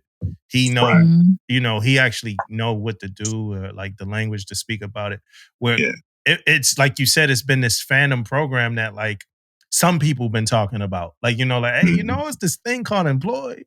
Like, my doctor, like on Yorktown, she didn't even know what it was. She was like, I heard about it, but I don't even know what that is. And I'm like, you in the field? What you mean? Like, you got to refer people for this, So I kind of schooled her on it. She was like, I've never met nobody in that program. I'm like, this program has been around for a while, but if you can't speak to it, and that's not a knock on leadership because there's nothing out there. I only know because I went through it. So I mean, at some point, somebody got to speak to it, though. At some point, like I saw like some YouTubers do some think pieces and all that. But at some point, man, and we talk about this all the time, is somebody has to like talk in a way that people pay attention to and listen. And who better to do it than somebody that, been through it, that could just talk about it. Might not be the nav admin language, but it's somebody who got some real, language, And I see you got, is that the gratitude hat you got on? Is that the name of the? Yeah. So you doing your homework, man. It's the gratitude. This is the gratitude hat I got on. So I got the navy, the blue and gold, and the original Stang hat. Yeah, and that's that comes from Mustang, short from Mustang, right? And that's the merch. That's your merch, right? Yeah, that's my merch. I came up with initially it started off with a fund drive for MS. Again, I got with the National MS Society here in Virginia. I was like, I want to do something, and I got an idea for a hat. I already getting it made up, and I'm gonna sell it. And from just talking to them, I ended up getting on the news, and then from the news, it just kind of blew up. Yeah, wow. And I donated like $1,500 last year off selling a hat and some wristbands. And I guess the idea, because I went on the website and it was just like, if you donate this much, it affects this, or you do this much, it'll help these many people, getting wheelchairs, canes, help out with research, stuff like that. I just wanted to do something because when I really got the first, hey, you got MS, I was depressed. I had to channel that and do something. Yeah. To, I don't know. It helped me. I will say that it helped me a lot. Advocating, talking about it. My sailors, and they were so supportive. Like, it was crazy the morning I told him. It was at quarters. I kind of broke down, like, I just got diagnosed, and we just talked about it. We like hugged it out in like a big ass group hug and shit. Aww. And it made me want to do something. And that's what it came up with. Talking with AP, he gave me some pointers and he liked the idea. So I kind of went with it. Yeah, AP, man. Shout out to AP. I'm gonna miss his AP. I'm gonna miss his retirement, man. I gotta go to Great Lakes. Yeah, I gotta go to. But did you really donate like 100% of your profits to the everything for that hat sales? Everything. Yeah, the April 6th, right? The one April 6th. Yeah, that. Right. Damn, 100%. Imagine that, Tish. 100% of the. Like, I gotta take like 30 off the top. Yeah, because I bought the hats and then I sold them because I still have more, but like everything that I had at that moment, I gave to them because I still have more hats, of this hat. I still have these, but it was $1,500. I just got a big check from Amazon, threw one of my stickers on it, donate. Yeah. Oh, that's dope. Good shit. That's dope. There you go. Go at least get lunch. Let's celebrate So come back. I got a random question because I notice it, man. Why do FSOs always seem like, and this ain't about to be bad. See, I see you getting ready. You getting ready for the shenanigans. It ain't gonna be no shenanigans. I know it. I'll be watching. You be coming at our neck, man. Yeah, no, it ain't gonna be no shenanigans. Why do FSOs always seem like they the most out of all like the division officer, like our officers that's connected to like different departments and divisions? Mm-hmm. Throughout my whole career, FSOs always seem like the most connected with their people. Am I tripping on that, Damon? What? Are you gonna say DCAs? Nah, hell no. I gotta say DCAs. No, I can't agree with that, man. I agree with that. Yeah, because we've been there. I started off on the grill. I started off, doing the worst work, and I can understand. Like, I was just talking to one of my sailors the other day. He's doing burgers. And I'm like, what you like about, the galley? He just checking in and we just having a back and forth. He was like, man, I just like cooking. I like doing this. I like doing that. I want to be an FSO. And then conversations just start flowing. And I'm like, man, you got a lot of talent. I like how you move on the grill and how you keeping everything clean. And I started talking about things I did when I was a junior sailor. And, you just build that bond and that rapport with them because, they had that respect that I'm an officer, but I can understand where they're at and where they're coming from when they say certain things too, so that we stay connected. Like, if you're not walking around talking to your sailors, you'll never be connected. Yeah. And you know what I think? Sorry about that, Damo, but you know what else though about being an FSO also is depending on the ship. Like, sometimes you could be a chief and be the FSO. Mm-hmm. So I think that connection is a little bit different when you think about it, right? That connection by itself, because you can do it the same job as a chief. So you're on a bigger platform. Now you're a warrant, but at the same time, you're right there with your sailors 24/7. Yeah. The needs, quarters, the whole nine. You still doing all of that stuff. So. Yeah. I think it's a trauma bond. Yeah. It might be. I think it's a trauma bond, man. It might be. And this is why I think it's a trauma bond. Because people out there, right? Because even some of the fresh out of like college, like fizzos on like cruisers I saw were... They're not the same. I mean, in me, they were at least like present in there, with the CSs. But I think it's because like, hey, sellers that's listening, y'all might not know this, but y'all nasty as hell. You nasty, you rude, you dirty, you leave the tables dirty, you leave the spots. Y'all don't know this. But I know all of us that went, that went cranking and, not Tish. But the rest of us, Tish ain't never cranked, but I went cranking twice. I went in the wardroom. And then I went down to Gen Pop, man. The second time when they hit me again, they double tapped me. They double tapped me for like 30 days or something, 45 days in Gen Pop. And I was watching all my dudes in my division leaving like crumbs and nastiness and all that. So I just think it's a shared, only supply knows what that, CSs know what that look like and feel like, man. And then all those inspections y'all go through and stuff. Yeah. And y'all's inspections are a little different from like our inspections or anybody else's inspections because it's strictly supply.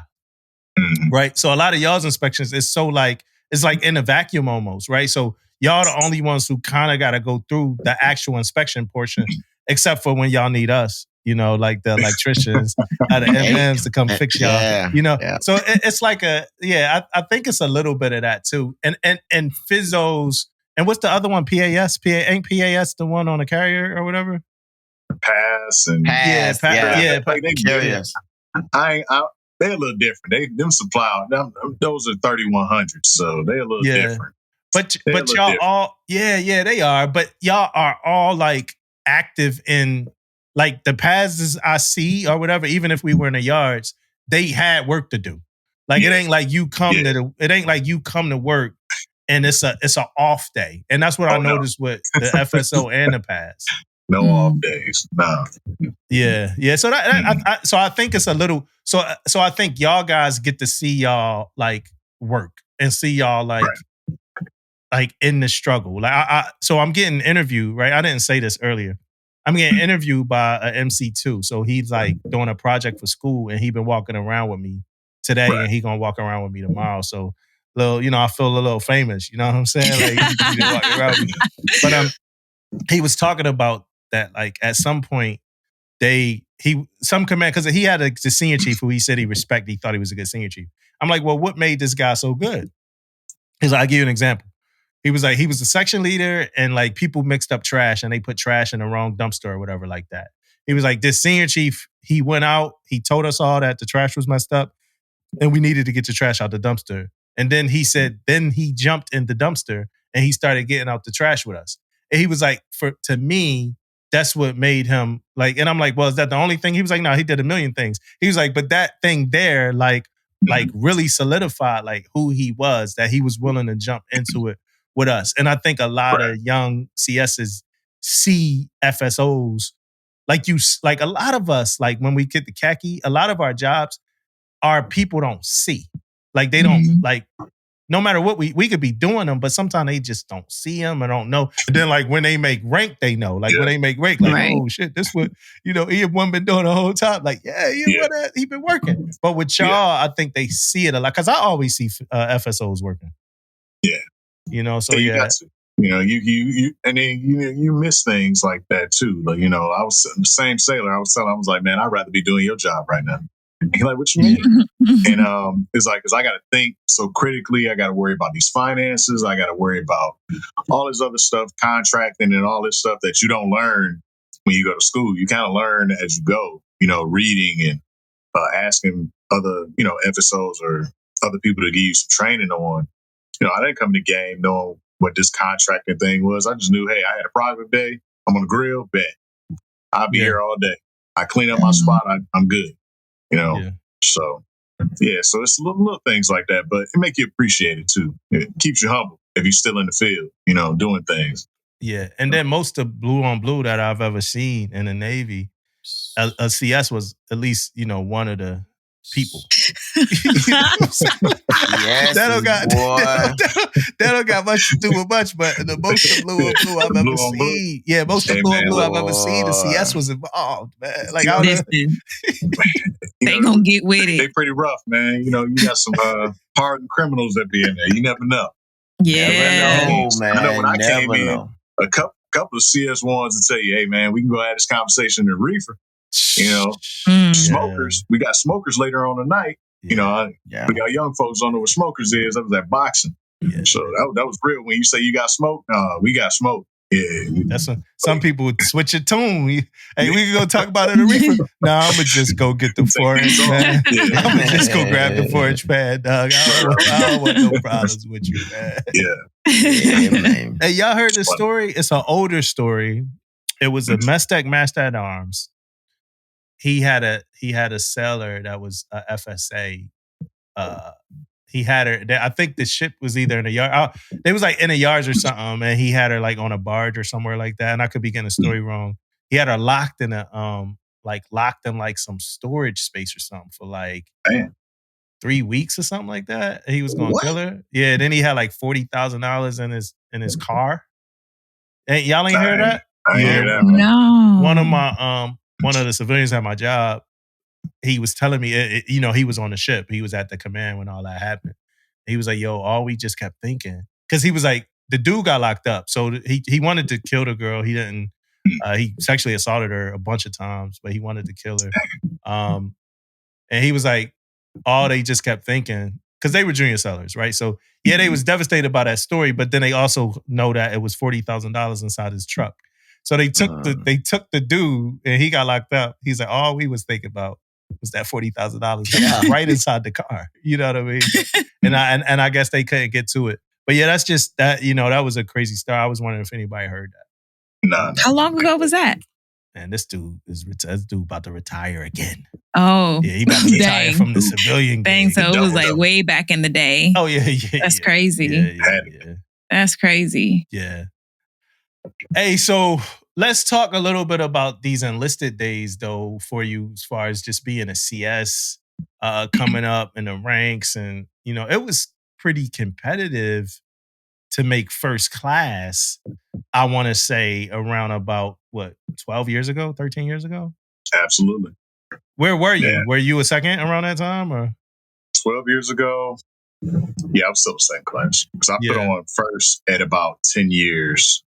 I was on the Arlington, so I was at the Brig at year 8, working as a correctional officer. So from there, I went to the Arlington, and that's when I put on first. Yeah, so yeah. And you just knew early on, like, hey, I'm gonna go officer. I'm gonna do this like that. Well, actually, that same command, because I pre-comm the Arlington, and I had like some great mentors. I knew a couple of FSOs just from that little bit of time in the Navy. And I was like, I could actually do this, and I put on first, and I started seeing more of the finance side, and closing out the fiscal year, stuff like that for food service. And I'm like, this isn't that bad. Like, it's not that hard. Like, you just got to stay on top of it. If you stay on top of it and manage everything well, it makes sense. It's not like you stealing or, you got to stay in the green, stay out the red, close out in the green. That's pretty much it. For the most part, I'm like, it's not that difficult. Yeah. So I could see myself doing this. And I had the bosun that was on the ship, Bosun Hamza. He that was his first tour. And now he was like, so you want to be a warrant officer? Like, you sure? I was like, yeah. He's like, all right, this is how you know you want to be a warrant officer now. I got a Master Chief rank right here. You could be a captain or you could be a CWO5. Which one would you pick? That's something I was like, I want to be a warrant officer. I want to be a CWO5. Yeah. It's a unicorn. You really don't see those. Like I always see the captain. Master Chiefs is a lot of those. But I know I kind of have a passion for this food service, and I don't want to be a supply officer like a 3100. I want to stay food service. So if I was going to go officer, then I'm going to go warrant so I can stay in food service. Yeah. And you sound like you love the Navy too. When did you fall in love with the Navy? Love with it? It sounds like you love it. I would say, I ain't gonna say I all the way love it, but I got love for it. Yeah.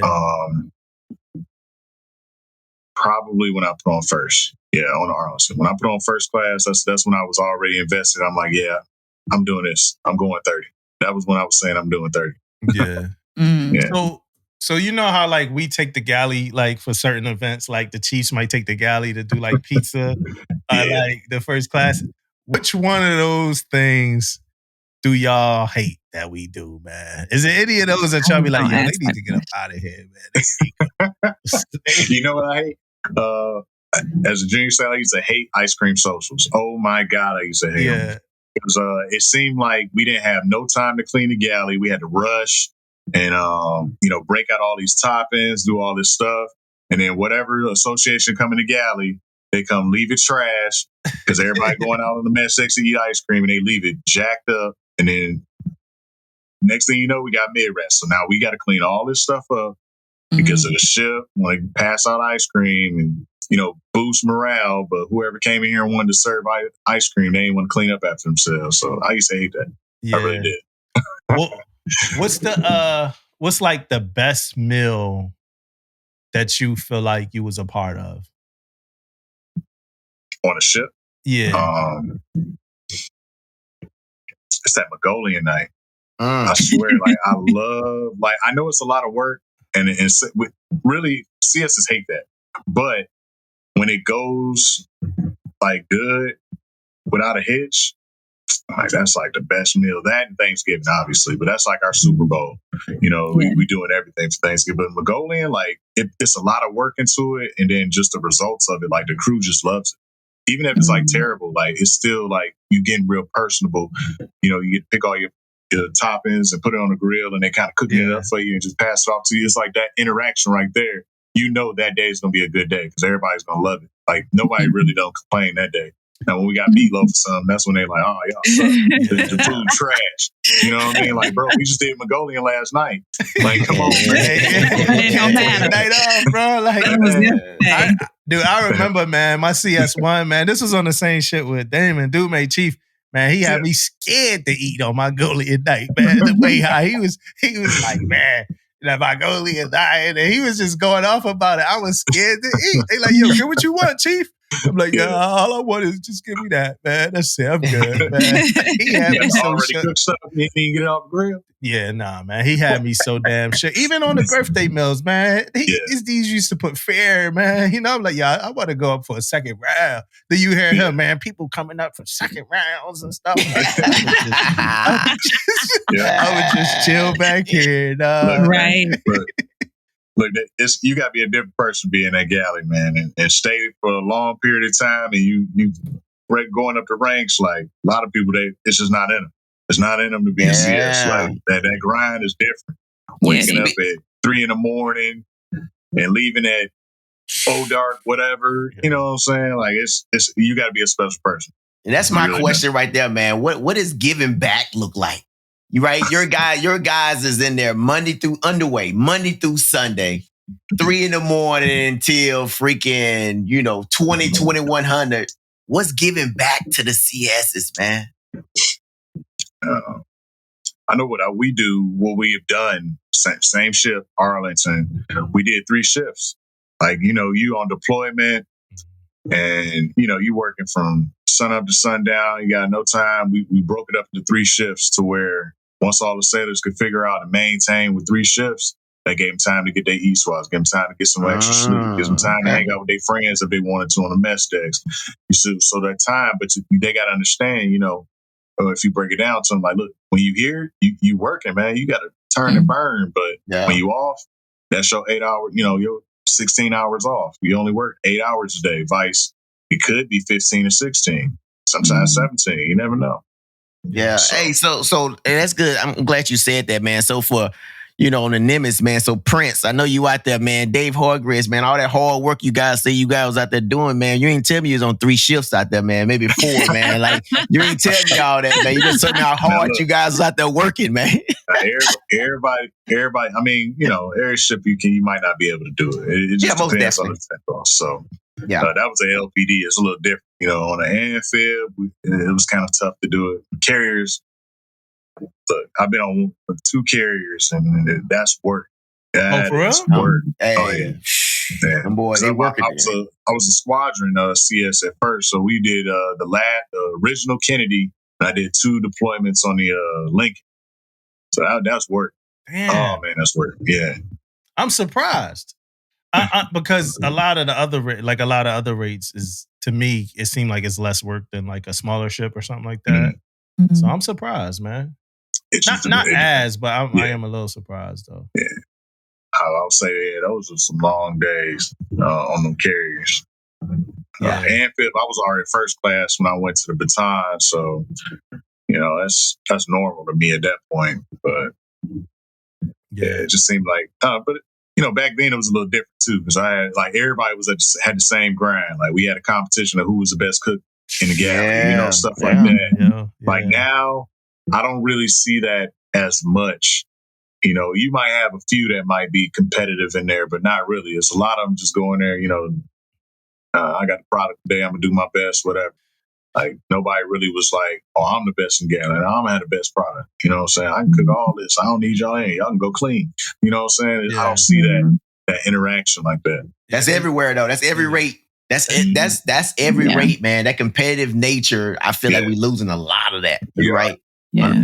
But you spoke on something too. You spoke on going up to one of your young CSs and being like, yo, I like how you keeping your grill clean. I like how you working that. It ain't enough. And that remind me of, remember Paid in Full? Like, yo, keep messing with me, man. I'm gonna have you working on your left. Like, you know what I'm saying? Like, nice. Yeah, you nice. Like, but like that's what I think about. It's not a lot of that happening either. Like, so it ain't a lot. Like, I don't see and I could be off, but it don't seem like it's a lot of like where they getting the inspiration from to do that. You know what I mean? Like who having people carry on the legacy? A lot of times we used to have this conversation on here.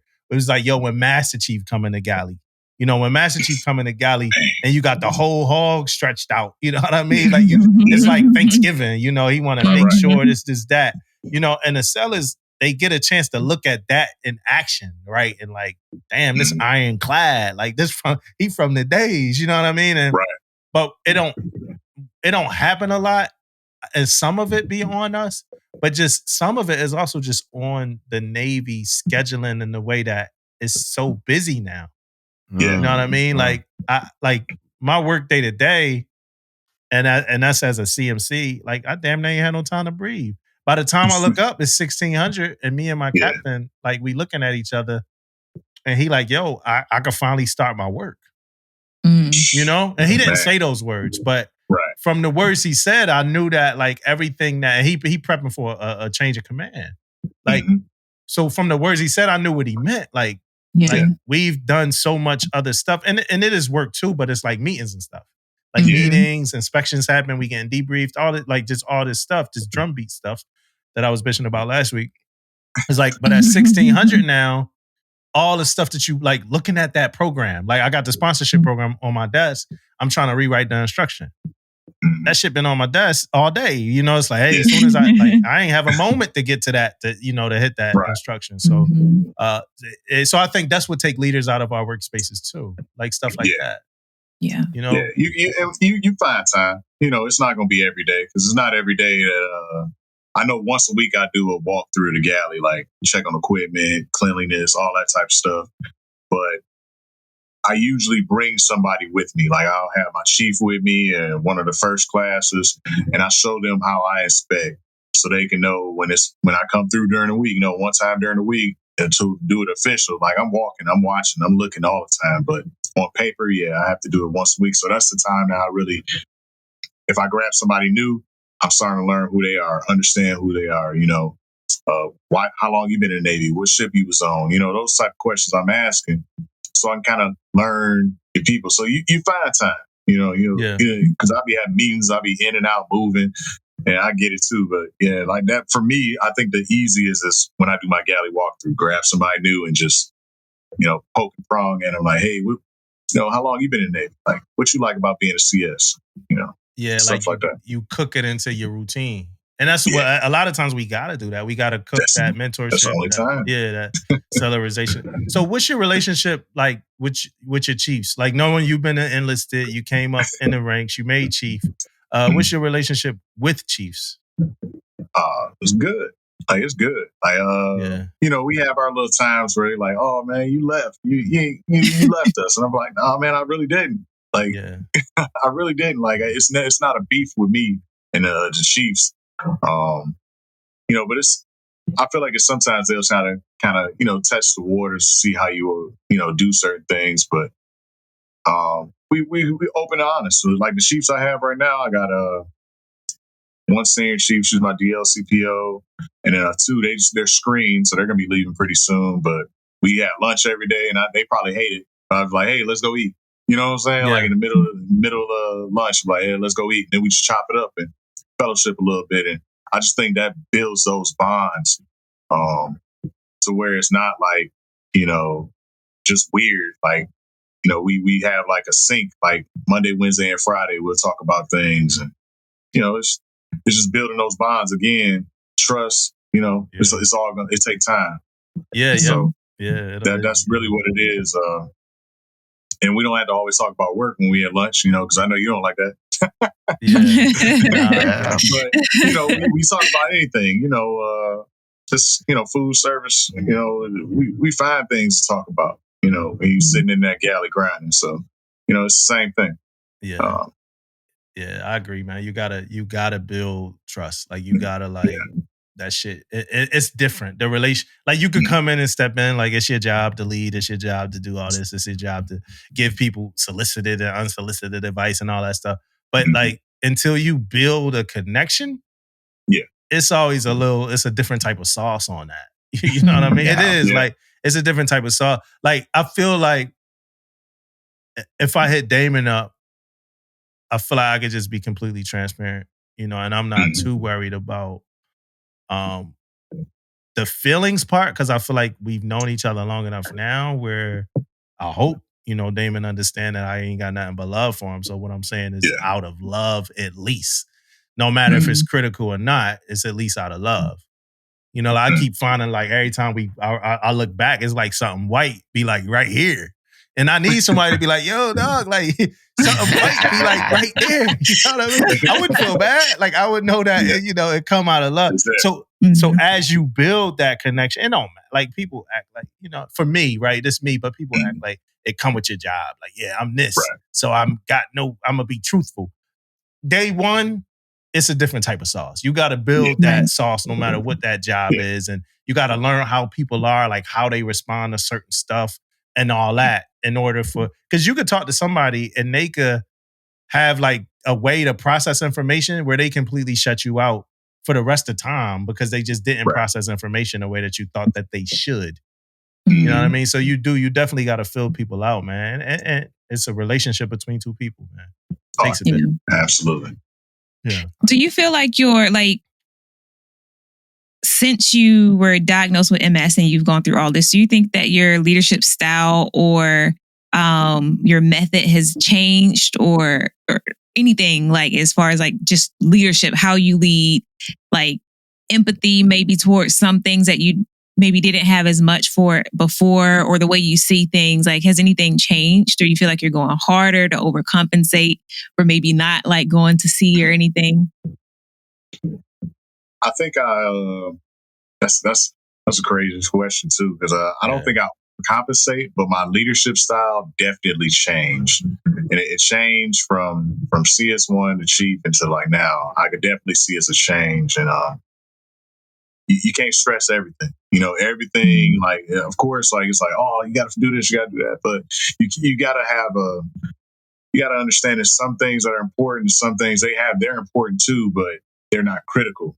So I have to think a little bit more critically when it comes to the finance side. Like, I know, like, we just had a 96 and we behind on posting paperwork. I can't get on my records keeper for that because, you just got to think, like, hey, we just had 4 days off, sir. Like, I'm gonna get to it. So it's just, I think I definitely let the Chiefs be Chiefs. We'll say that. I let them, they run it. And I tell them that all the time, like, look, I'm not gonna step on your toes, run it. Just let me know what's going on. Keep me in a loop on things and, no secrets. I'm gonna allow y'all to do what y'all do. Because I have to focus on other things too. So my leadership style, I would say I'm kind of stand back until I have to insert myself. If I have to insert myself, then it's, amongst the Chiefs and we have a conversation and, we just move out. How we going to move out about it.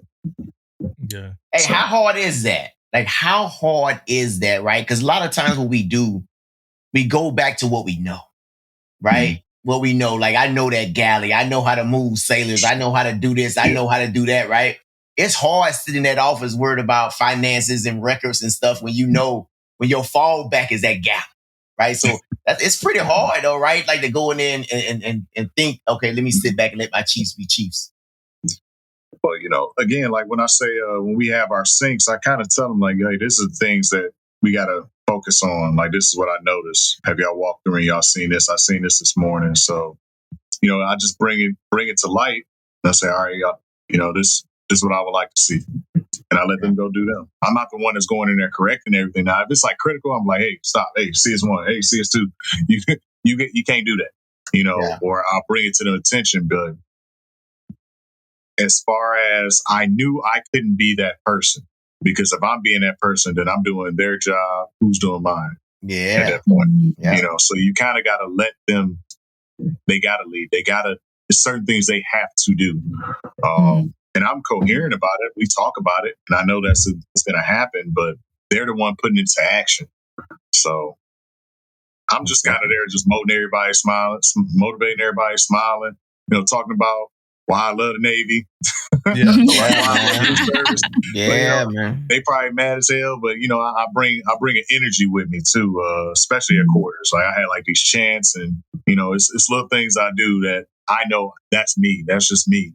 And I let them do what they do. So, yeah. Nice. That's just me. So, and how long have you been an officer? It'll be 2 years this December. Okay. So, like they say, it's lonely at the top. And transitioning from enlisted to officer is like a major shift.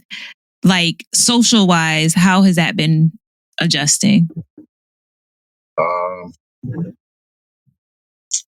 It is lonely up there. Because I would say I really hang out with my chiefs at the most at work.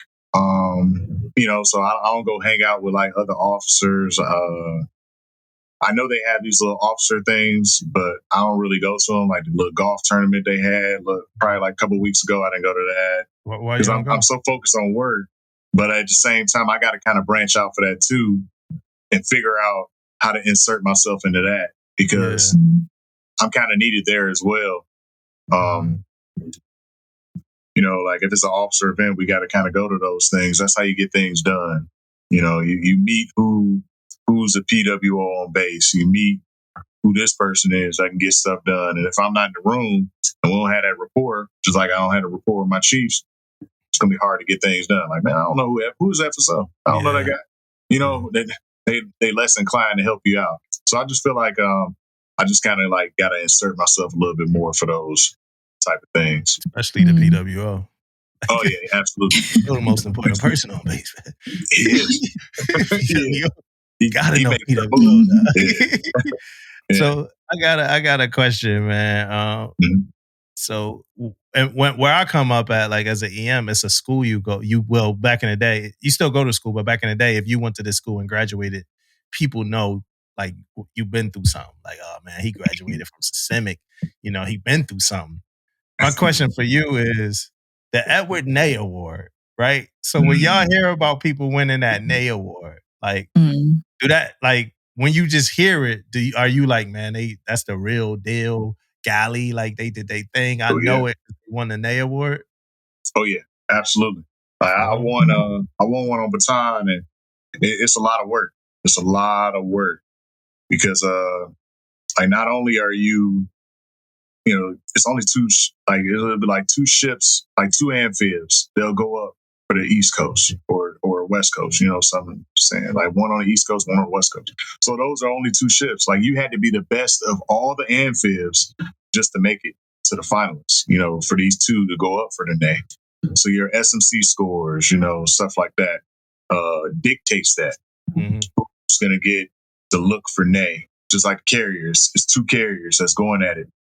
You are the two best carriers, food service wise, in the fleet, and y'all going head to head. So yeah, I don't like how supply act when y'all up for Ney, man. Like, hey, we need this fixed now. EMC. Yeah, man.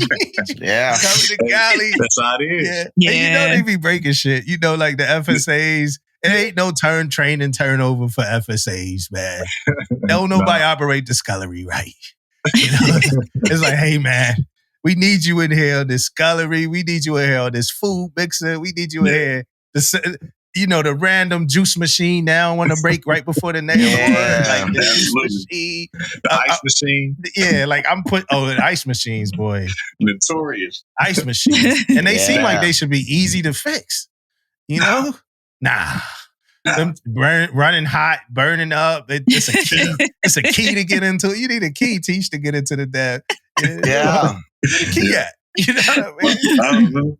But on our ship, we would push something from one soda button and something come out the other soda button. Remember that, David? Like, it was like 4 sodas at a time. Like, this is mechanical. It's not electrical. It's mechanical. It really was electrical, some relays and stuff. And normally that's when the company just wants you to order a whole new one, and then they want to come and put it together and tell you how to fix it. And even though when it breaks, they're gonna come back and fix it anyway. That's just how it is. People act crazy. Hey, what's this emotional intelligence thing, Damon, that you got, man? Yeah, man. I want to talk a little bit about emotional intelligence. First off, I'm glad you said it like that, Damo. Like, what comes to mind when someone says emotional intelligence? Anybody? Like, what comes to mind when someone says that? Self-awareness comes to mind for me. Yeah. Okay. Self-awareness, right?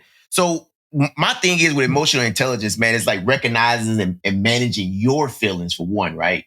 Recognizing and managing your feelings, but also recognizing, understanding, and influence the emotions of other people, right? Like how are you going to be able to like to lead, right? If you can't understand or you ain't intelligent enough to understand other people's emotions and your own also. Right. Yeah.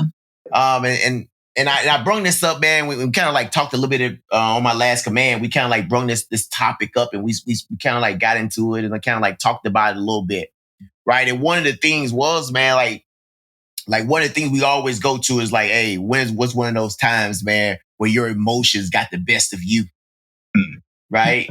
And I know everybody in here probably got one of those times where it kind of like your emotions got the best of you. Can you guys, anybody can share any stories about where your emotions got the best of you? Oh, I know I had shared mine before, so I won't go into mine, but that's like, I would say that is, Navy wise, like also like, I would say home wise, like sometimes depending on what's going on, I just don't have a lot of patience for much of anything. And one little thing, like, and I'm going off. And I feel like I'm one of those people, and I've realized this, I'm one of those people, if somebody pissed me off, like, they say, when somebody go low, you go to hell. Yeah. Like, that is like me all the way. But I'm like super nice though. But if somebody pissed me off, I'm not going to rest until you are more hurt than I am, because I'm not going to be the only one mad up in here. We going to be hurt together. Right. And I'm working on that. I'm really working on that. But sometimes it will come around and then I'll say something and I'm like, damn, I shouldn't have said that. And it's already too late because it's already out there in the atmosphere. I can't take it back. And so like sometimes when I unintentionally hurt somebody that I'm close to, that's when I'm like, damn, I really got to get this in check. Yeah, most definitely, man. Man, Tish, you made me think about mine. We talked about, so it's a couple things. Like, so we talked about a time that my emotion, that was when we had a miscarriage, and just how it affected like me dealing with my wife and like emailing her and stuff like that. And also how it affected me on the ship, like how I was maneuvering and how I was acting like super shitty. It took like McPherson back when he was a first class, Ken back when he was a first class, to like be like, yo, like what? Why are you acting like that? And that was enough to pull me out of that rut.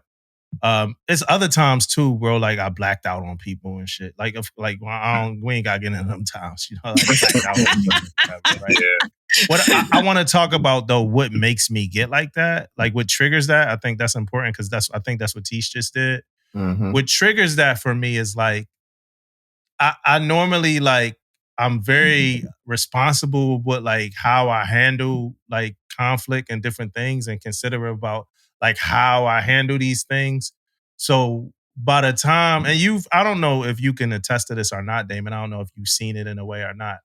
But by the time it's time for me to like address somebody on something, I normally got data points, examples, and it's no way out of it. Right. So I normally got no way out of this. Right. So now when I'm finally like addressing you, and I don't want to get too deep, but it was a situation with like a chief before. I'll probably explain it on a podcast. He did something that to me was just a straight violation. So, and I had enough data points now, I want to go say something to him. And then when I said it to him, he was like, oh, no, like, it wasn't nothing, man. Like, like, I ain't mean nothing by it. And I'm like, it wasn't nothing. Then why you, it's like, I blacked, yo. I can't lie, I blacked on I blacked out, you know what I'm saying? Like, and it was like, and the crazy thing is, I talked about it on a pod before, but it was about like him not like approaching me about something. Like he should have came and talked to me. And Tish, I'm blacking on him like this. I'm approachable, dog. I'm approachable. like, yo, I'm approachable. Like, who you talking? And I was a chief too, right? It ain't like I was like a senior chief or a master chief. So I am fucking approachable. Like, what you talking about? Yeah. But like, that's when it happens, man. Another time it happened, Damon, since you asked, I was tasked to do something, and the person and I worked for a person, and then like somebody else worked for that person. And she it's crazy because it's the Navy, so you don't want to say like too much, so you got like kind of tough. But like it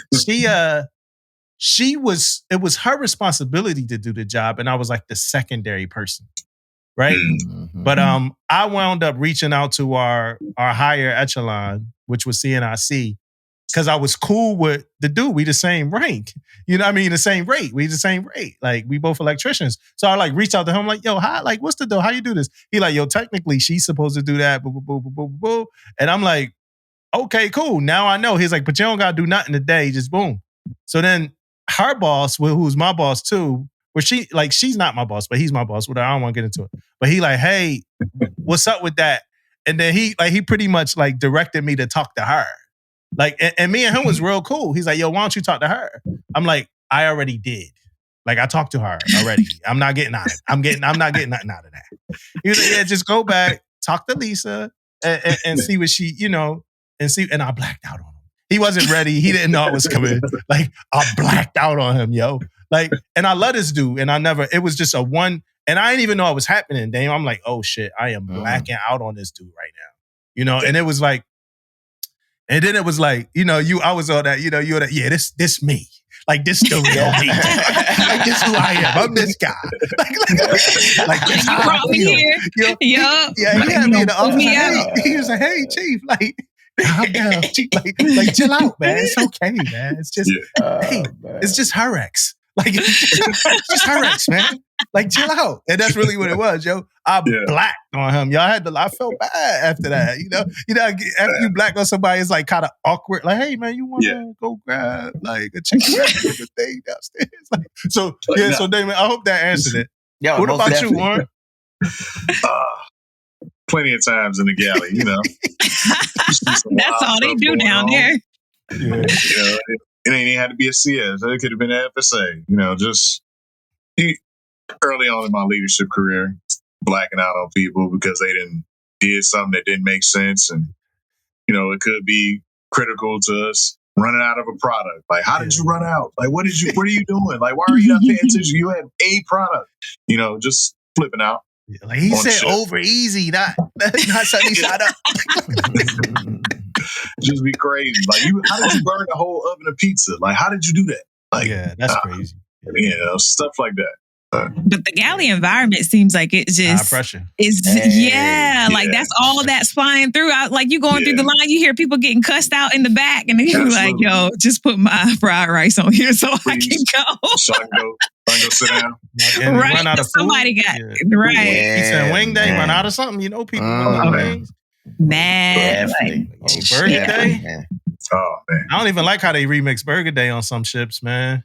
What you mean? When I came up in the game, and I'm sorry, then we're gonna get back to your topic because it's important. When I came up in the game, the burgers used to go on we had a deep fat fryer first off, but the burgers used to go on the grill when they got ordered. like on the grill. They put the cheese on them. The buns used to go on the grill. Like, yo, put more on my bun. I mean, maybe that was exclusive to like me because I was cool. But yo, throw that bun on there too. Then what did we get to on the other we got the onions, grilled onions. Go with that thing, man. Onions. Don't talk about the fried egg. Don't let me bring up the fried egg. Don't let me bring up the fried egg. Nowadays, yo, grab your bun from somewhere in the line, and it's a tong with a burger already made. The cheese ain't never gonna melt. Why did we change? Oh, man. Why did we change? Ready-made burgers, man. What was you at, though, Damon, with that emotional thing? Like, where was you going with that? Yeah, man. Hey, for me, back to, I mean, we asked a question about when my emotion got the better of me. Mine is always seeing something, reacting to something, and then I feel like I have to tell everybody. Right? So, you know what I mean? Like, no, let's get the whole division together. Everybody needs to know this. You know what I mean? I feel like that's my overreacting to things, man. Like, I feel like I can go talk to one person and it's all over with and it's good to go. I addressed it, but nah. I don't want to stop right there, man. I need everybody. You know, hey, 10 minutes. 10 minutes, everybody in the shop. You know what I mean? That's how you do that a lot. That's how you do that a lot with the shit. Like, yo, get everybody together. Yeah, man. Get them all down there, man. But I brought this emotional intelligence up, like Damo said, where I was going with it. Because I think it's very important also from the sailor standpoint, from knowing your sailors, like Tish said earlier, being aware, right? Awareness, right? So you have to know your emotions of your sailors also. Yeah. Right? Because you can have a negative impact also not knowing your sailor. So I think that plays a big part about when I say emotional intelligence, being intelligent to know, hey, your sailors, he ain't talking today. Right? What's going on with him? Right? He's not doing the norm things he do on a normal day. Right? So something may be up emotionally or something going on in his life or, you know, or him or her or whatever the case may be is not out of the norm. So I think that's part of the emotional side of it also, right? And I wrote down a couple of things, man, real quick though, right? So some of the benefits I want to talk about real quick. Some of the benefits, man, is improving relationships, right? You know, better communication, you know, enhancing your leadership, your motivation, inspiring others. And I can go on and on about, you know, having emotional intelligence, right? Of knowing where you're going and knowing what's going on in your division, you know, your ship, at your command, at your department. I can go on and on, man. But I just wanted to bring this up, man. We could probably go on and talk more about it. But I think it's very important to understand both sides of it. Understand your side, emotional, understanding yourself, and understanding who you got working for you, above and under you and over you. You know, I feel like emotional intelligence can help a lot of people, and it doesn't I feel like for too many people, they don't really come around to it until it's like very late in the game, because before that, it's just a bunch of, it's never my fault, it's everybody else's fault. And I think that's just kind of typical as you're growing up. And so I know that one of my challenges, one of my pet peeves as a leader was like those the sailors or leaders who just lack, you know, self-accountability or recognizing their flaws. Like, you are not perfect and you're walking around here acting like your shit don't stink, or like you can't make a mistake, or like everybody's against you. Maybe, you know, the common denominator might just be you. But they just lack the emotional intelligence to like really realize that. And so I always try to look at myself first, because that's the only thing that I can control. And so I always try to look at myself first, like how could I had changed that situation? And I think if more people just worry about their own emotions and their own self-regulating their own emotions, then like they won't really have as many confrontations. But just don't hurt my feelings, because we going blow to blow. You going to hell. I'm going to hell with it. I'm going to hell. I'm going to hell. Hey, Tish, you brought up something that was like, that caught my attention, right? Especially with sailors, man. Like, I also feel like you have to have those talks and those discussions, man, with your sailors, because when sailors are young in the game, it's always what's in it for me, right? Like, and then when they talking to you it's more like, hey, they doing this because of me, right? But they don't know you got 100 other sailors you doing the same thing too, and you know right. There's a lot of different situations going on what they don't know about. But until you start having those type of conversations, say, yeah, we did this because of this. You know, and now when you start having those, I think everything start working out. But you're right when you say junior sailor, and I'm telling you, when you young in the game, not necessarily junior sailor, I don't want to say that. But when you young in the game, sometimes you'll worry about what you got going on and not necessarily worry about with everybody. Like it's a lot going on, not just with what you may have going on at that time. Yeah. I think it's like for me, another aspect of that is like just the brace for shock aspect. I do that a lot on myself. Like I tell people in the beginning of things, even like before we started the pod, like in the beginning, like as we were starting, I'm like, hey, this is what I got going on today. You know, so I tell people that. Like when I checked into that command that I was just talking about where I blacked out, I told them when I got there, like, hey, my wife, you know, she had a miscarriage, she got fibroids. She's going to get surgery such and such time. And when she gets surgery, I won't be no good for this place. Now, before that, I'm going to bust my ass and I'm going to do the best that I could do. But around that time, first of all, I can't come to work anyway because she's going to need like bedside assistance or whatever we want to call it. But around that time, my mentality won't work here, right? And I do that all the time. Like, you know, I tell people like, hey, this just happened. When we were on a ship together, Damon, and my grandma died, I went to my division before anybody else and was like, hey, my grandma passed. When we had the miscarriage, I said, hey, we had, just so people could have that in their mind, like as they speak. And I think that's emotional intelligence. And I like to know that, like, even when it comes to my people too. One of the things I ask my people when they check in is like if they're in a relationship and like what their relationship status is. Like, are they married, dating? Is it long distance? Did they just meet? Whatever. Because I've been through all that. I've been through long distance. I've been through just meeting. I'm going through having a baby. And all of those things have a different effect on like your day to day.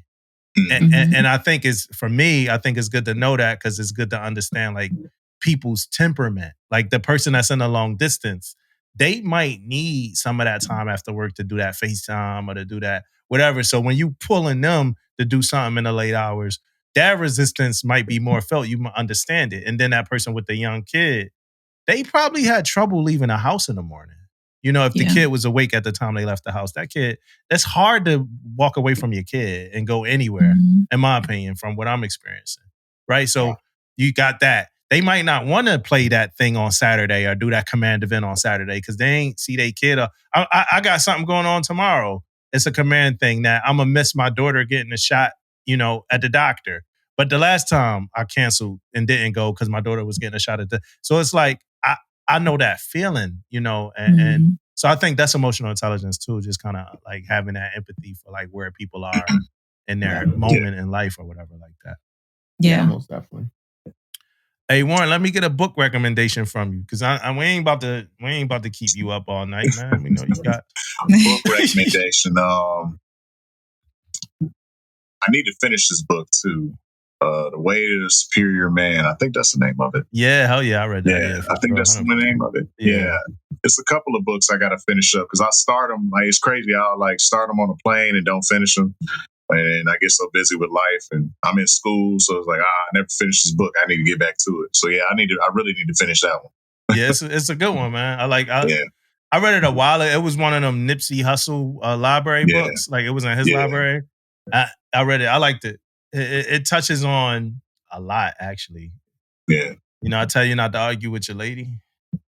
Like it teaches you not to argue with your lady, and it got a lot to do with pleasure too. It's a lot of pleasure talk in there too, like just about intimacy and all that. Definitely a really good book. You know, my book is man. What is my book? I did read a book. Oh, Chop Wood, Carry Water.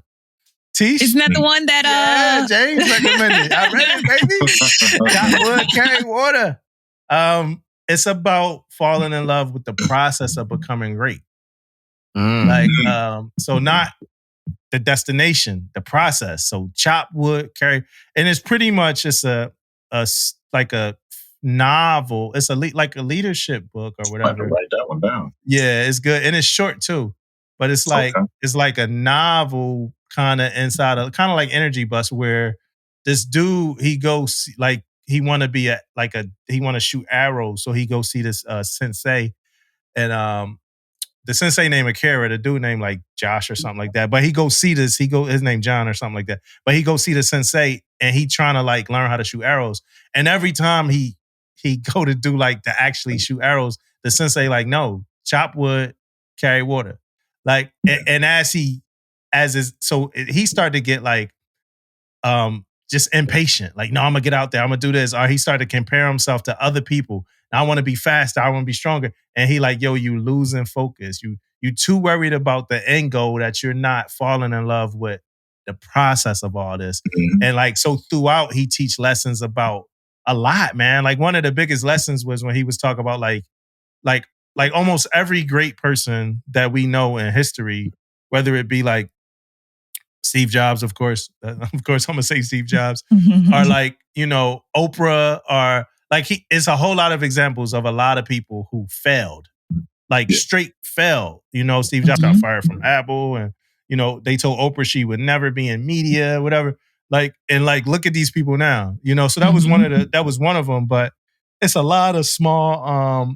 You know, one of the things that James said is it's a line that said like, you can't cheat the grind and know how hard you work. That's what one of the things James said. And that thing it's crazy because it's like, yo, you get in, that's pretty much you get out what you put in type stuff. And, you know, it hit hard. So yeah, Chop Wood, Carry Water, How to Fall in Love with the Process of Becoming Great by Joshua Metcalf. Definitely a good book. Okay. Yeah, definitely a good book.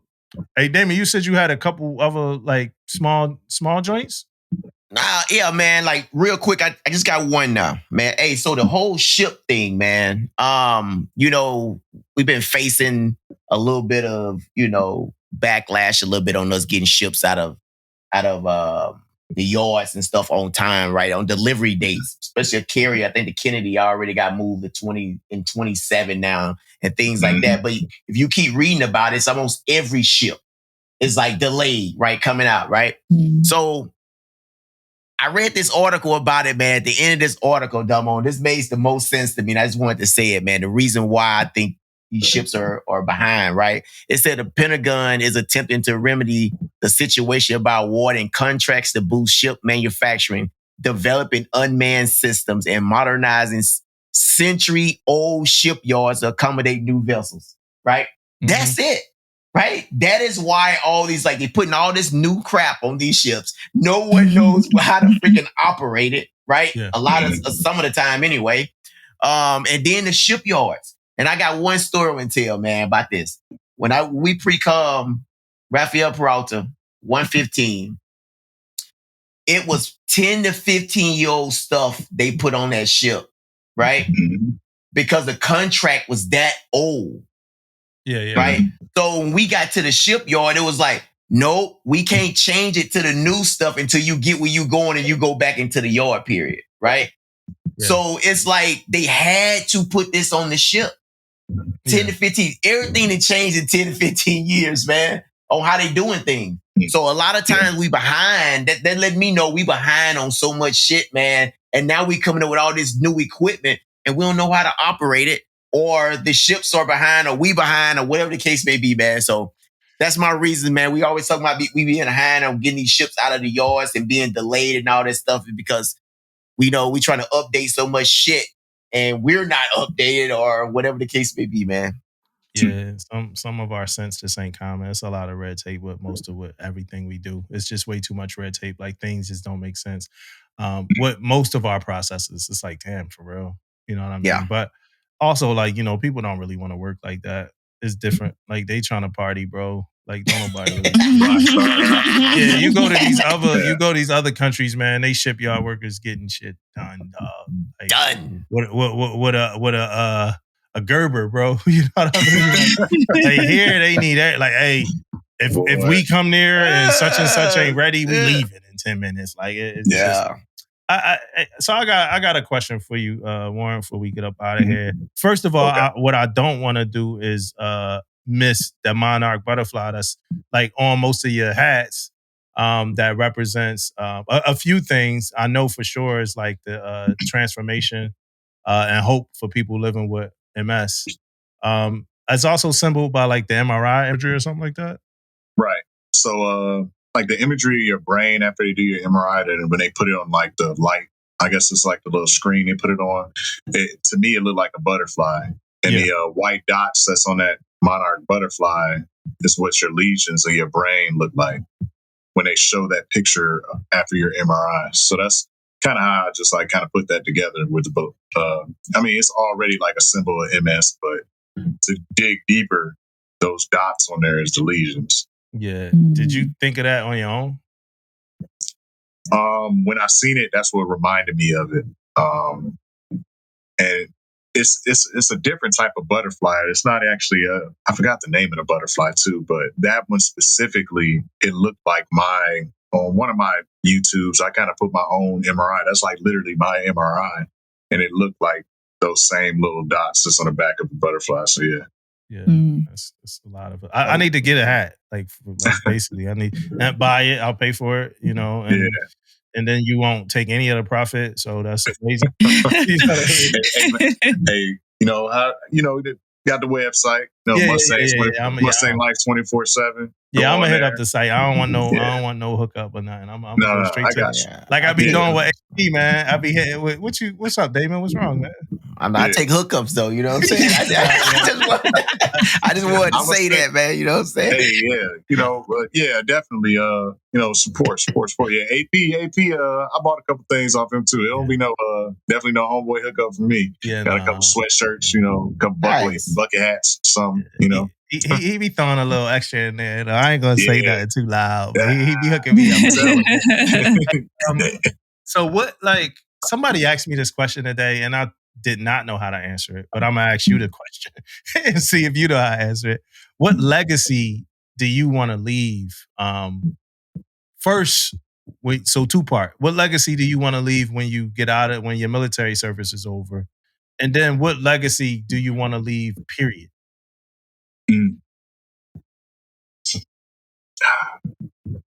Well, period. I always just wanted my kids to be proud of me. Yeah. Your parents always gonna be proud of you, but like to understand why I did everything I did, and they're like, man, I'm proud of my dad. Like, and actually see the fruition of those sacrifices, and they like, I'm proud. That's my dad. Like, I wanted them to see like the commission, and I wanted them to see, the chief pen and stuff like that. It's like they proud, but like to wrap it all up, I don't know if I want to do a retirement, but I want them to understand like it was a sacrifice being away from you all, but hopefully they're proud of what I do. And for the Navy, man, I'm just happy to be here, really. The legacy, if somebody kind of be like, oh, my episode did XYZ, that's kind of cool. When your name kind of ring bells, that's a thing, So if I can help somebody get to where I'm at, I kind of mentor a few people because they ask me like, oh, I want to be a warrant officer. All right, let me see a package and stuff like that. If I can help somebody get commissioned, that's good enough for me. Yeah. Why are you back and forth about retirement? You then opened up another question. Why are you back and forth about retirement? What do you mean? Well, I know I got to retire. It's either 8 I'm or talking 4 about years. The ceremony. Oh, a ceremony? I don't know. I don't know if I actually want to do one. It's because it might be too emotional for me. Like my commissioner ceremony, I didn't cry or nothing like that, or but like closing that chapter, I might be up there balling. Who knows? Can't even talk. People be up there, can't even talk, man. Right. Like, I don't want that to be the lasting impression of me. We got to do a party or something. I don't think I want to do a whole like ceremony. People be up there like, I was doing the S1R. I'm telling you, I was snotty nose. I was snotty nose in a different way. I cry when I leave commands. So I know when I retire, I would be hurt. I cry when I leave commands, man. You just gotta let it happen. Just let it happen. Like, you can still email me, man. I was still looking at your POD, dog. Hey, look. I know you got a lot going on. I know we all where I'm at is late. It's late, man. I gotta go to sleep, man. I gotta go to work tomorrow. But it was good kicking it with you. It's good kicking it, just doing regular podcast stuff, getting to learn a little bit about you, getting to learn a little bit about your mission and everything you got going on. And man, you got an open invite, man. Whenever you want to come hang out with us, man, we always chilling. No doubt. Appreciate it, man. Thank y'all for having me. I listen to y'all all the time, man. It's just dope to actually be here and conversate with you all. Because on my way, because I work in Yorktown, live in Chesapeake. If y'all know Hampton Roads, that's a long drive. But I listen to y'all like every morning. If y'all got an episode, I'm popping it in, sitting in the office, got it going. So I'm a true fan of y'all work. Yeah, that's dope. Thanks. And you got all three of us, man, which is crazy. Yeah, man. I know. That don't happen often. They don't. Yeah. Listen, when your sailors start going in on me, please have my back. I got you. She asked for I'm like, man, chill out. Relax. Hey, you inspirational, brother. Keep it up, man. Keep pushing. Thank you. For sure.